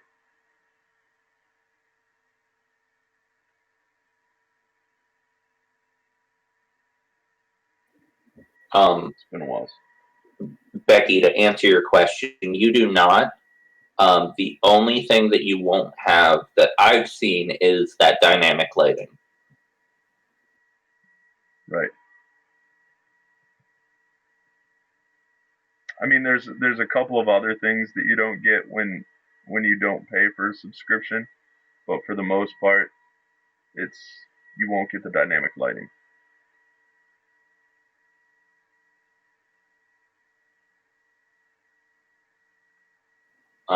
And the only thing with that is, you can try to learn bug lore, or just when you open up a new room, then then you can make the monsters appear using the GM layer versus token layer, right? Yeah. Yeah, I'll go over that one more time.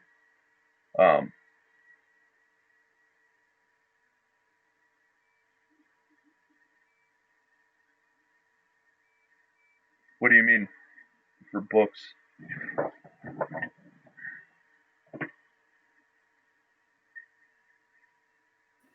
I think he's talking like similar to like adventure guides, where you buy the adventure guides and then you have the different races and more expansive Yeah, knowledge in the. you can go in and buy. Okay, so I'm actually gonna. That's what I was gonna touch on before we head out. So real quick though, when I came on to Roll20, I got the wild mount. Actually, let me back up.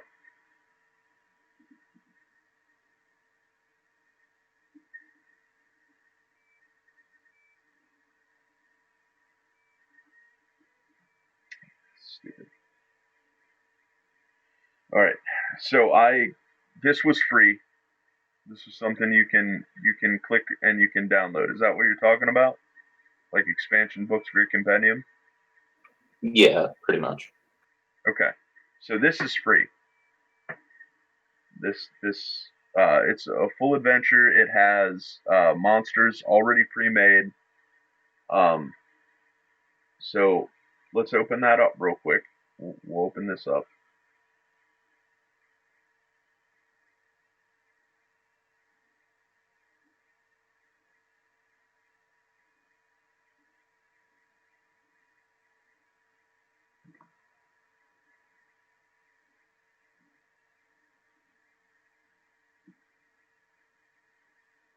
So this was just I think it was me, Becky, and Brandon.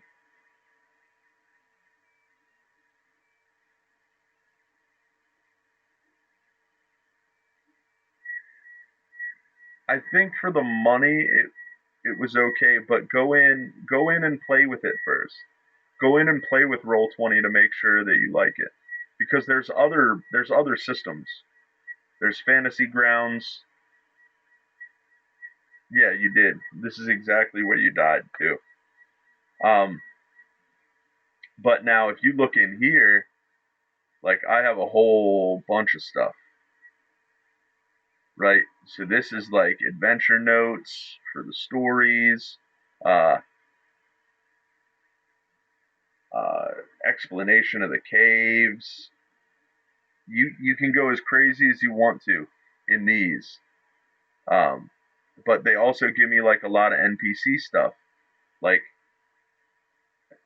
this is just cool. A flying kitchen knife, right? This is all stuff that I got for free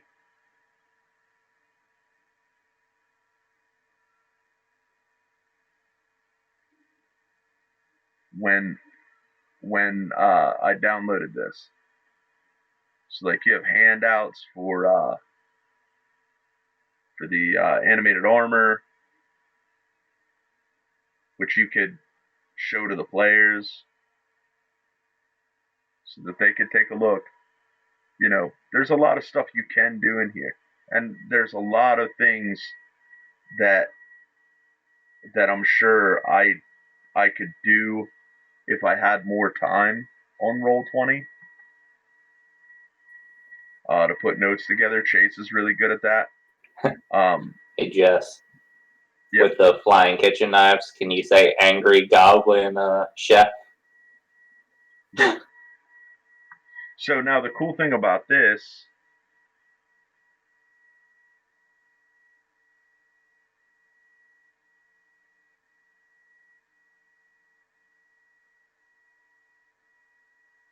um, I have all this stuff, right? So I can take all of these and transfer them over to my other game. Actually, I can put them in my files, which I did for like the zombie. So we're gonna let me hop back.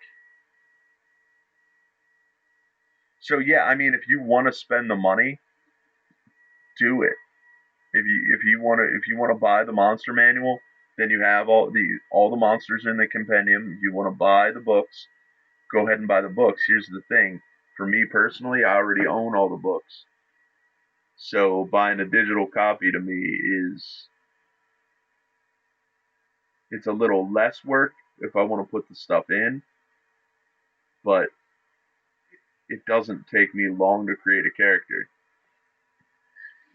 But what I can do now that I have these characters here, right? Now that I have these creatures, I can go into my tools, I can go into Character Vault, and I can import a character. Now these are all the characters from that I've made so far. So all these characters I can put into this.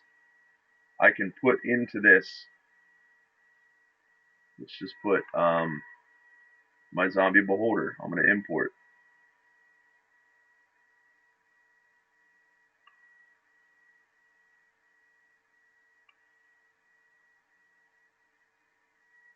So now my zombie character is imported into my collection, which I have to do for every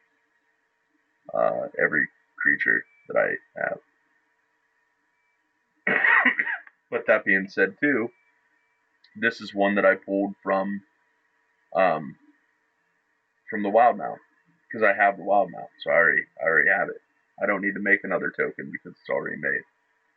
Did that answer your question, Inner Magic?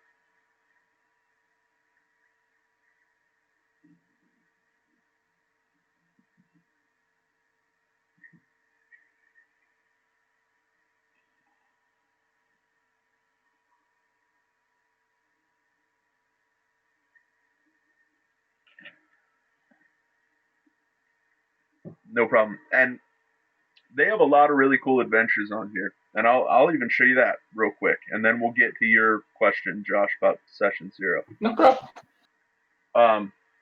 If you go to Marketplace, let's just click on Marketplace. Oh, and if anybody has any questions of what they can buy me ever, there's a new book coming out. So, if you feel like you need to gift me something, it's right there. Kidding. I'm gonna buy it as soon as it comes out. So we're gonna browse.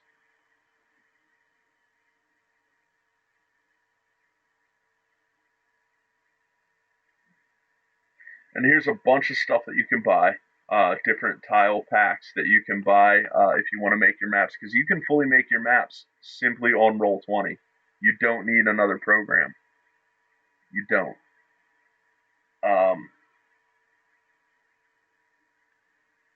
But let's do. So, and you can even drop this stuff down, right? If you want to look at all tokens, figures, right? Let's look at figures.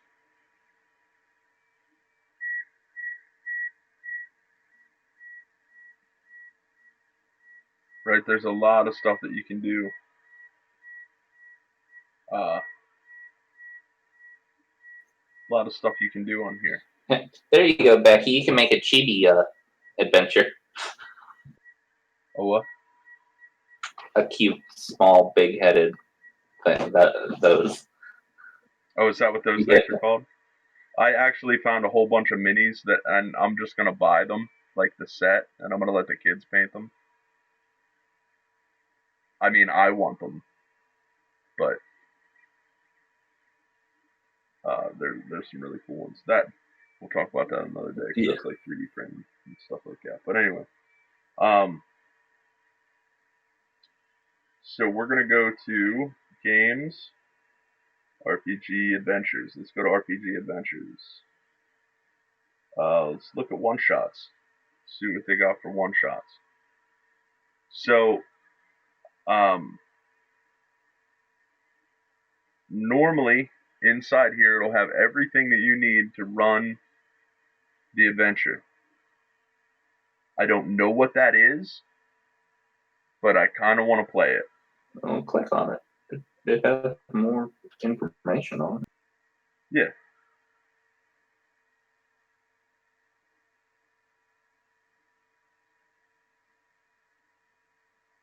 So see, it already has like generated maps.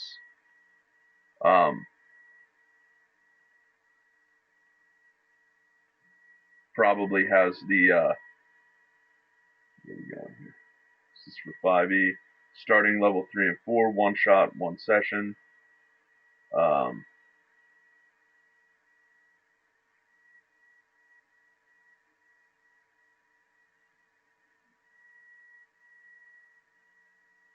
doesn't have a whole lot of information.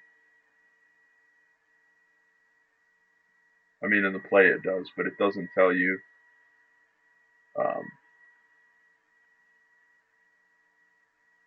all the stuff you get. But there, you'll get all the maps, um, all the information that it needs. Your adventure hooks, your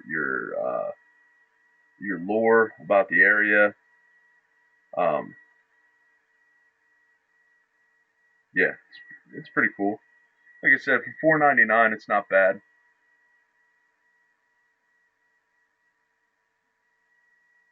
Oh no, Becky, Friday is a whole different beast.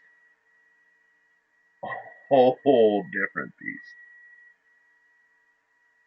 That's gonna be something. It's gonna be fun.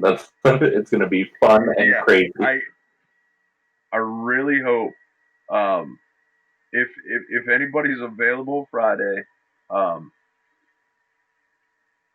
check that out, it'll be something. I mean, as long as this meets the criteria on the wheel, then yeah. Oh yeah, that's Yeah, it's just a one shot. It's basically designed for like one session. similar to what we were doing when you and Chase were going back and forth. A lot of them were just one-offs. Here's the mission, Yeah, go do it. Yeah, you don't really have a whole lot of story to it unless it's story driven. But if it's story driven, a one off will normally not have a whole lot of combat. It'll mostly be story driven. Um, yeah, yeah.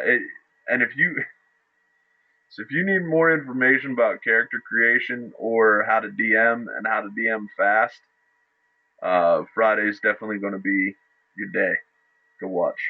Yeah, you'll see a lot of tears, a lot of swearing, a lot of mistakes. Yeah. Yeah, because we still got to iron out the bugs, but I think you said you have 3 hours. 2 hours. 2 hours, yeah. You have 2 hours to create. So for the DM, you have 2 hours to create a one-off based off of things that were randomly selected for you.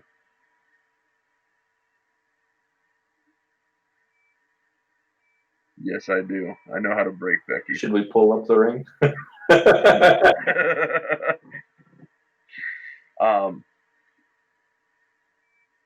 But there's a lot of free stuff on here too. So here's like some Pathfinder stuff. I think you can choose. I think you can. Yeah, let's go to price.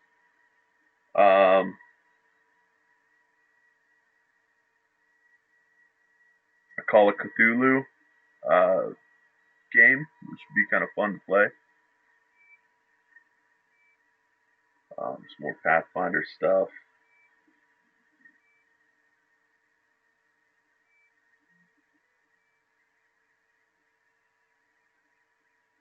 So it'll tell you what, for the most part, what system it works with. So this one's 5e, that one's 4.9. So they don't have too much free stuff.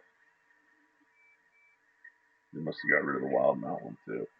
No, the wild mount one isn't under one-offs. Oh, I'm on one-offs. That's right. So we're gonna go under all campaigns. Let's do that. Sorry. Good call, Josh.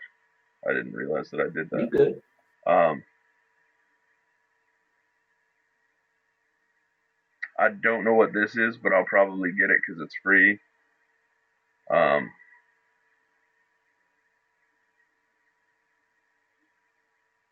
there's still not a whole lot of free stuff, but I'll probably get that because I don't know what it is. Let's see what it is.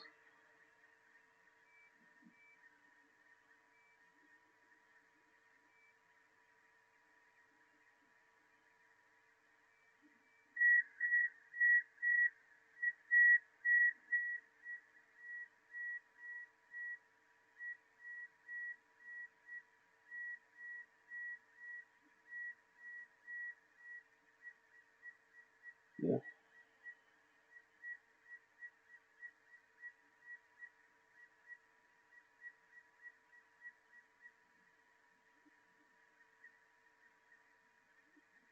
Yeah, again, not 100% sure what all it is, but I'll probably just download it because it's free.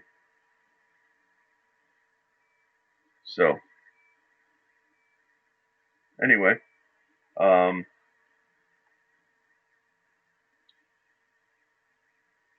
so what else were we gonna talk about here? Oh, here's a whole bunch of stuff. Like you got like little free dudes you can download. These are tokens. Little player tokens. If you don't want to use those round tokens, you can go download this stuff, which is pretty cool. Tavern pack, go down tavern, dungeon tiles, like I said.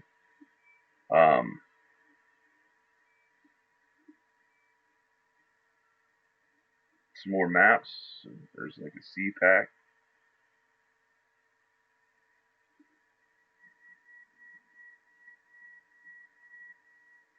We definitely got to do a Call of Cthulhu though. I have not played it yet, but looks awesome. I am all for Cthulhu.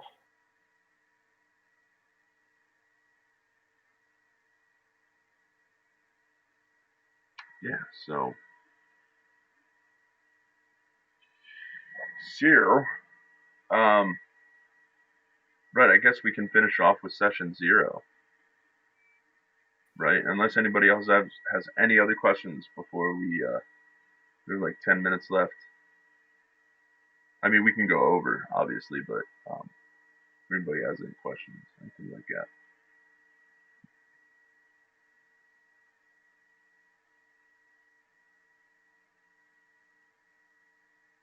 Going once. Going twice. All right, session 0. What specifically do you want to know about, like the session 0? Oh, I was just saying an overview of what it is, and because it is probably the most important.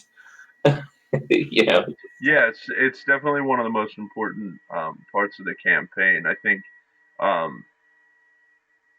for players and DMs. So the goal of Dungeons and Dragons, despite what some might say, is to have fun, right?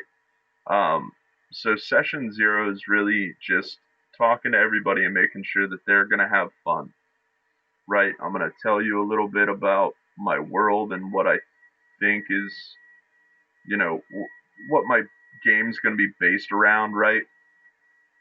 So I don't want people to like walk in and not know that, I'm taking them right to Avernus.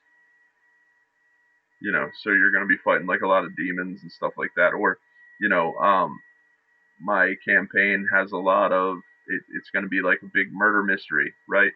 So that way you can tell your characters kind of, without ruining what's going on, kind of what they're going to get into.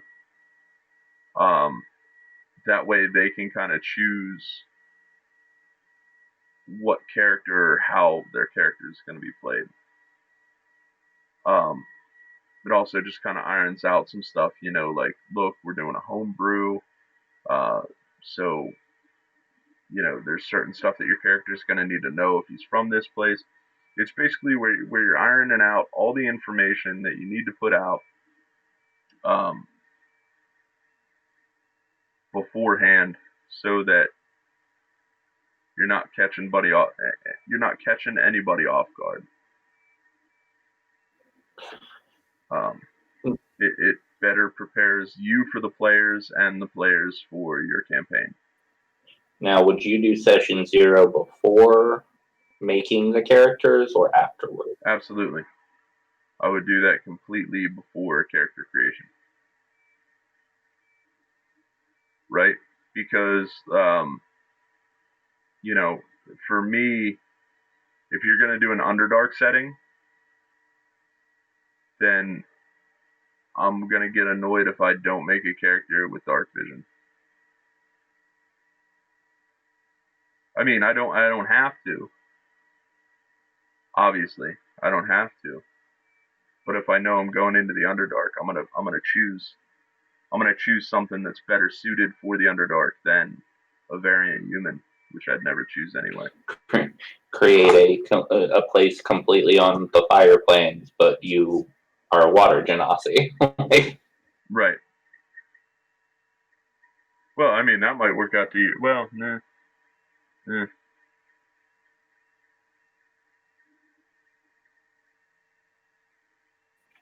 You better have a giant fishbowl with you at all times. Yeah, you just have an endless jug of water. So,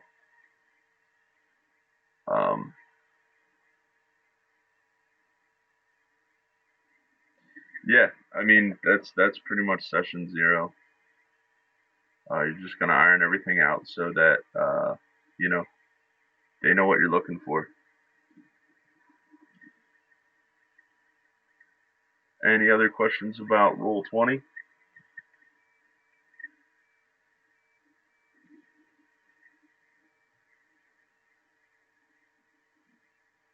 Alright, let's pick somebody fun to raid. There's my boy. So this guy does some crazy artwork here. He not only paints, but he creates his terrain and stuff.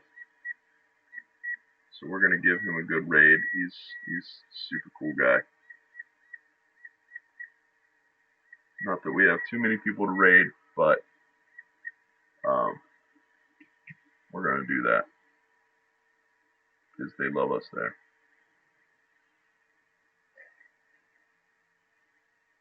Kind of like that.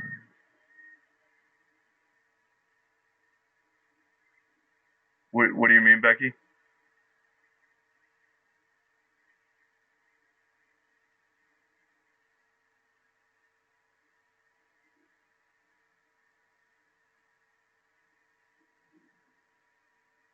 So, real quick before we raid, I'm gonna answer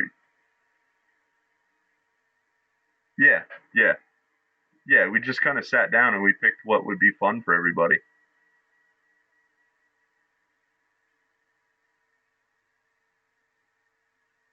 Which I still really want to finish Dragon Heist. Super bad. Maybe we'll do a couple of one-off things, and then I'll run a Dragon Heist game over Roll20. I'd even buy it. Oh, I would love to do Dragon Heist. So we'll do a couple of sessions. We'll see. We'll see what happens. See what happens. Maybe we'll do a Dragon Heist game on Saturdays or Sundays.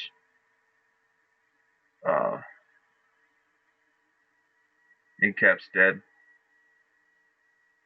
We already went over this.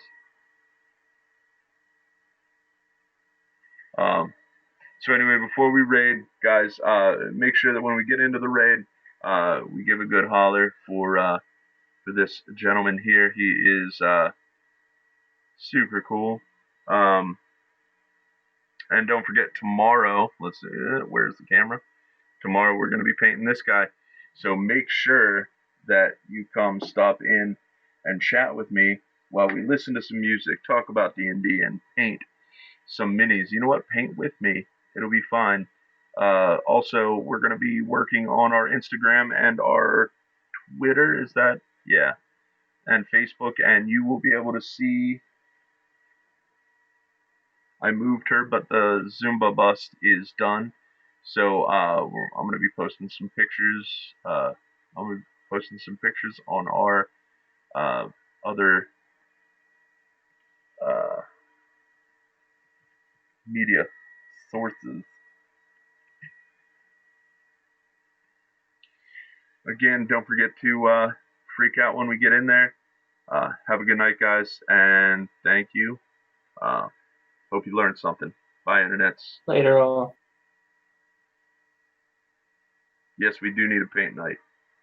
We're going to do that soon. We're going to do that. Bye, internets.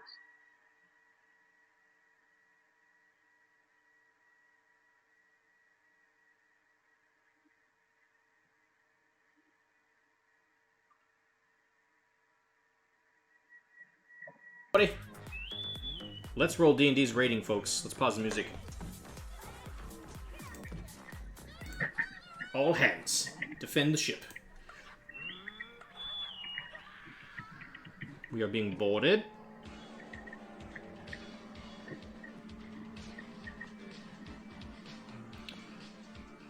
And my fear for Warcaster is kind of a generic, bland look for a lot of things, and that's what I'm afraid of. All right, bud. Still there? Yeah, I'm here. Where's the food? We're going to have food talk in just a few minutes.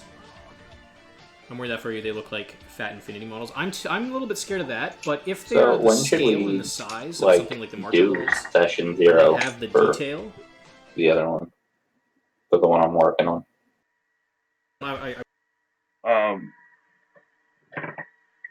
Well, I mean,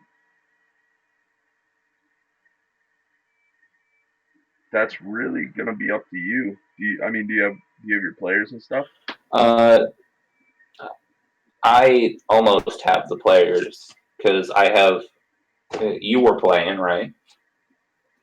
Yeah. And I have Trepta's playing. I have Brendan, who was in the stream tonight. And Wolf is playing.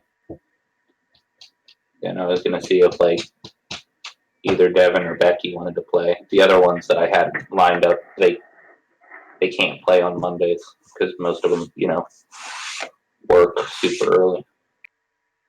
Okay.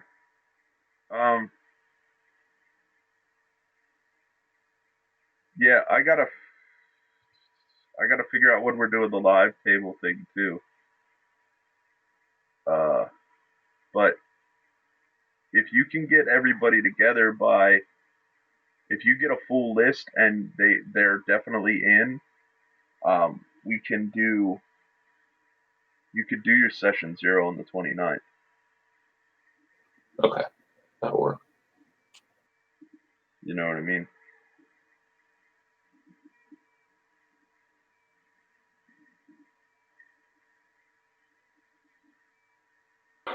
Yeah, that would be fine. Do you want me to stream that as a player? Yeah, that'd be cool. That way, they don't really know everything that's going on. It's just whatever I see. So we'll do. So we want to, let me pencil it in. We'll do session 0 on the 29th.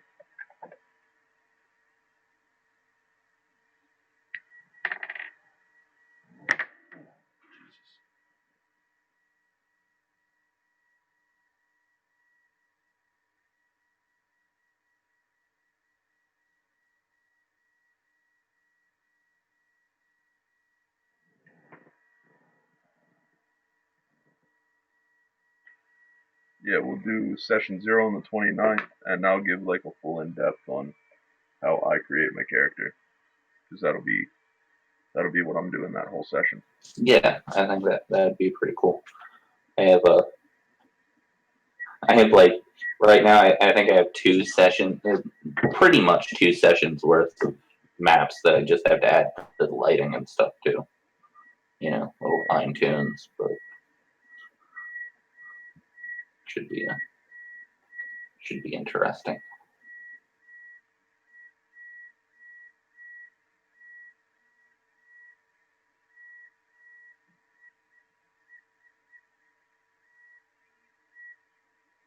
Let's roll up with the Twitch real quick. Because Twitch channel. Yeah, because Trepta's played quite a bit,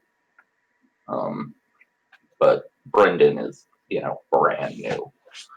So I thought having him around us who played would be a really good experience instead of a whole bunch of new people. Just with how he learns. Yeah, it's fine. Like I said, I'm used to new players. Because that's pretty much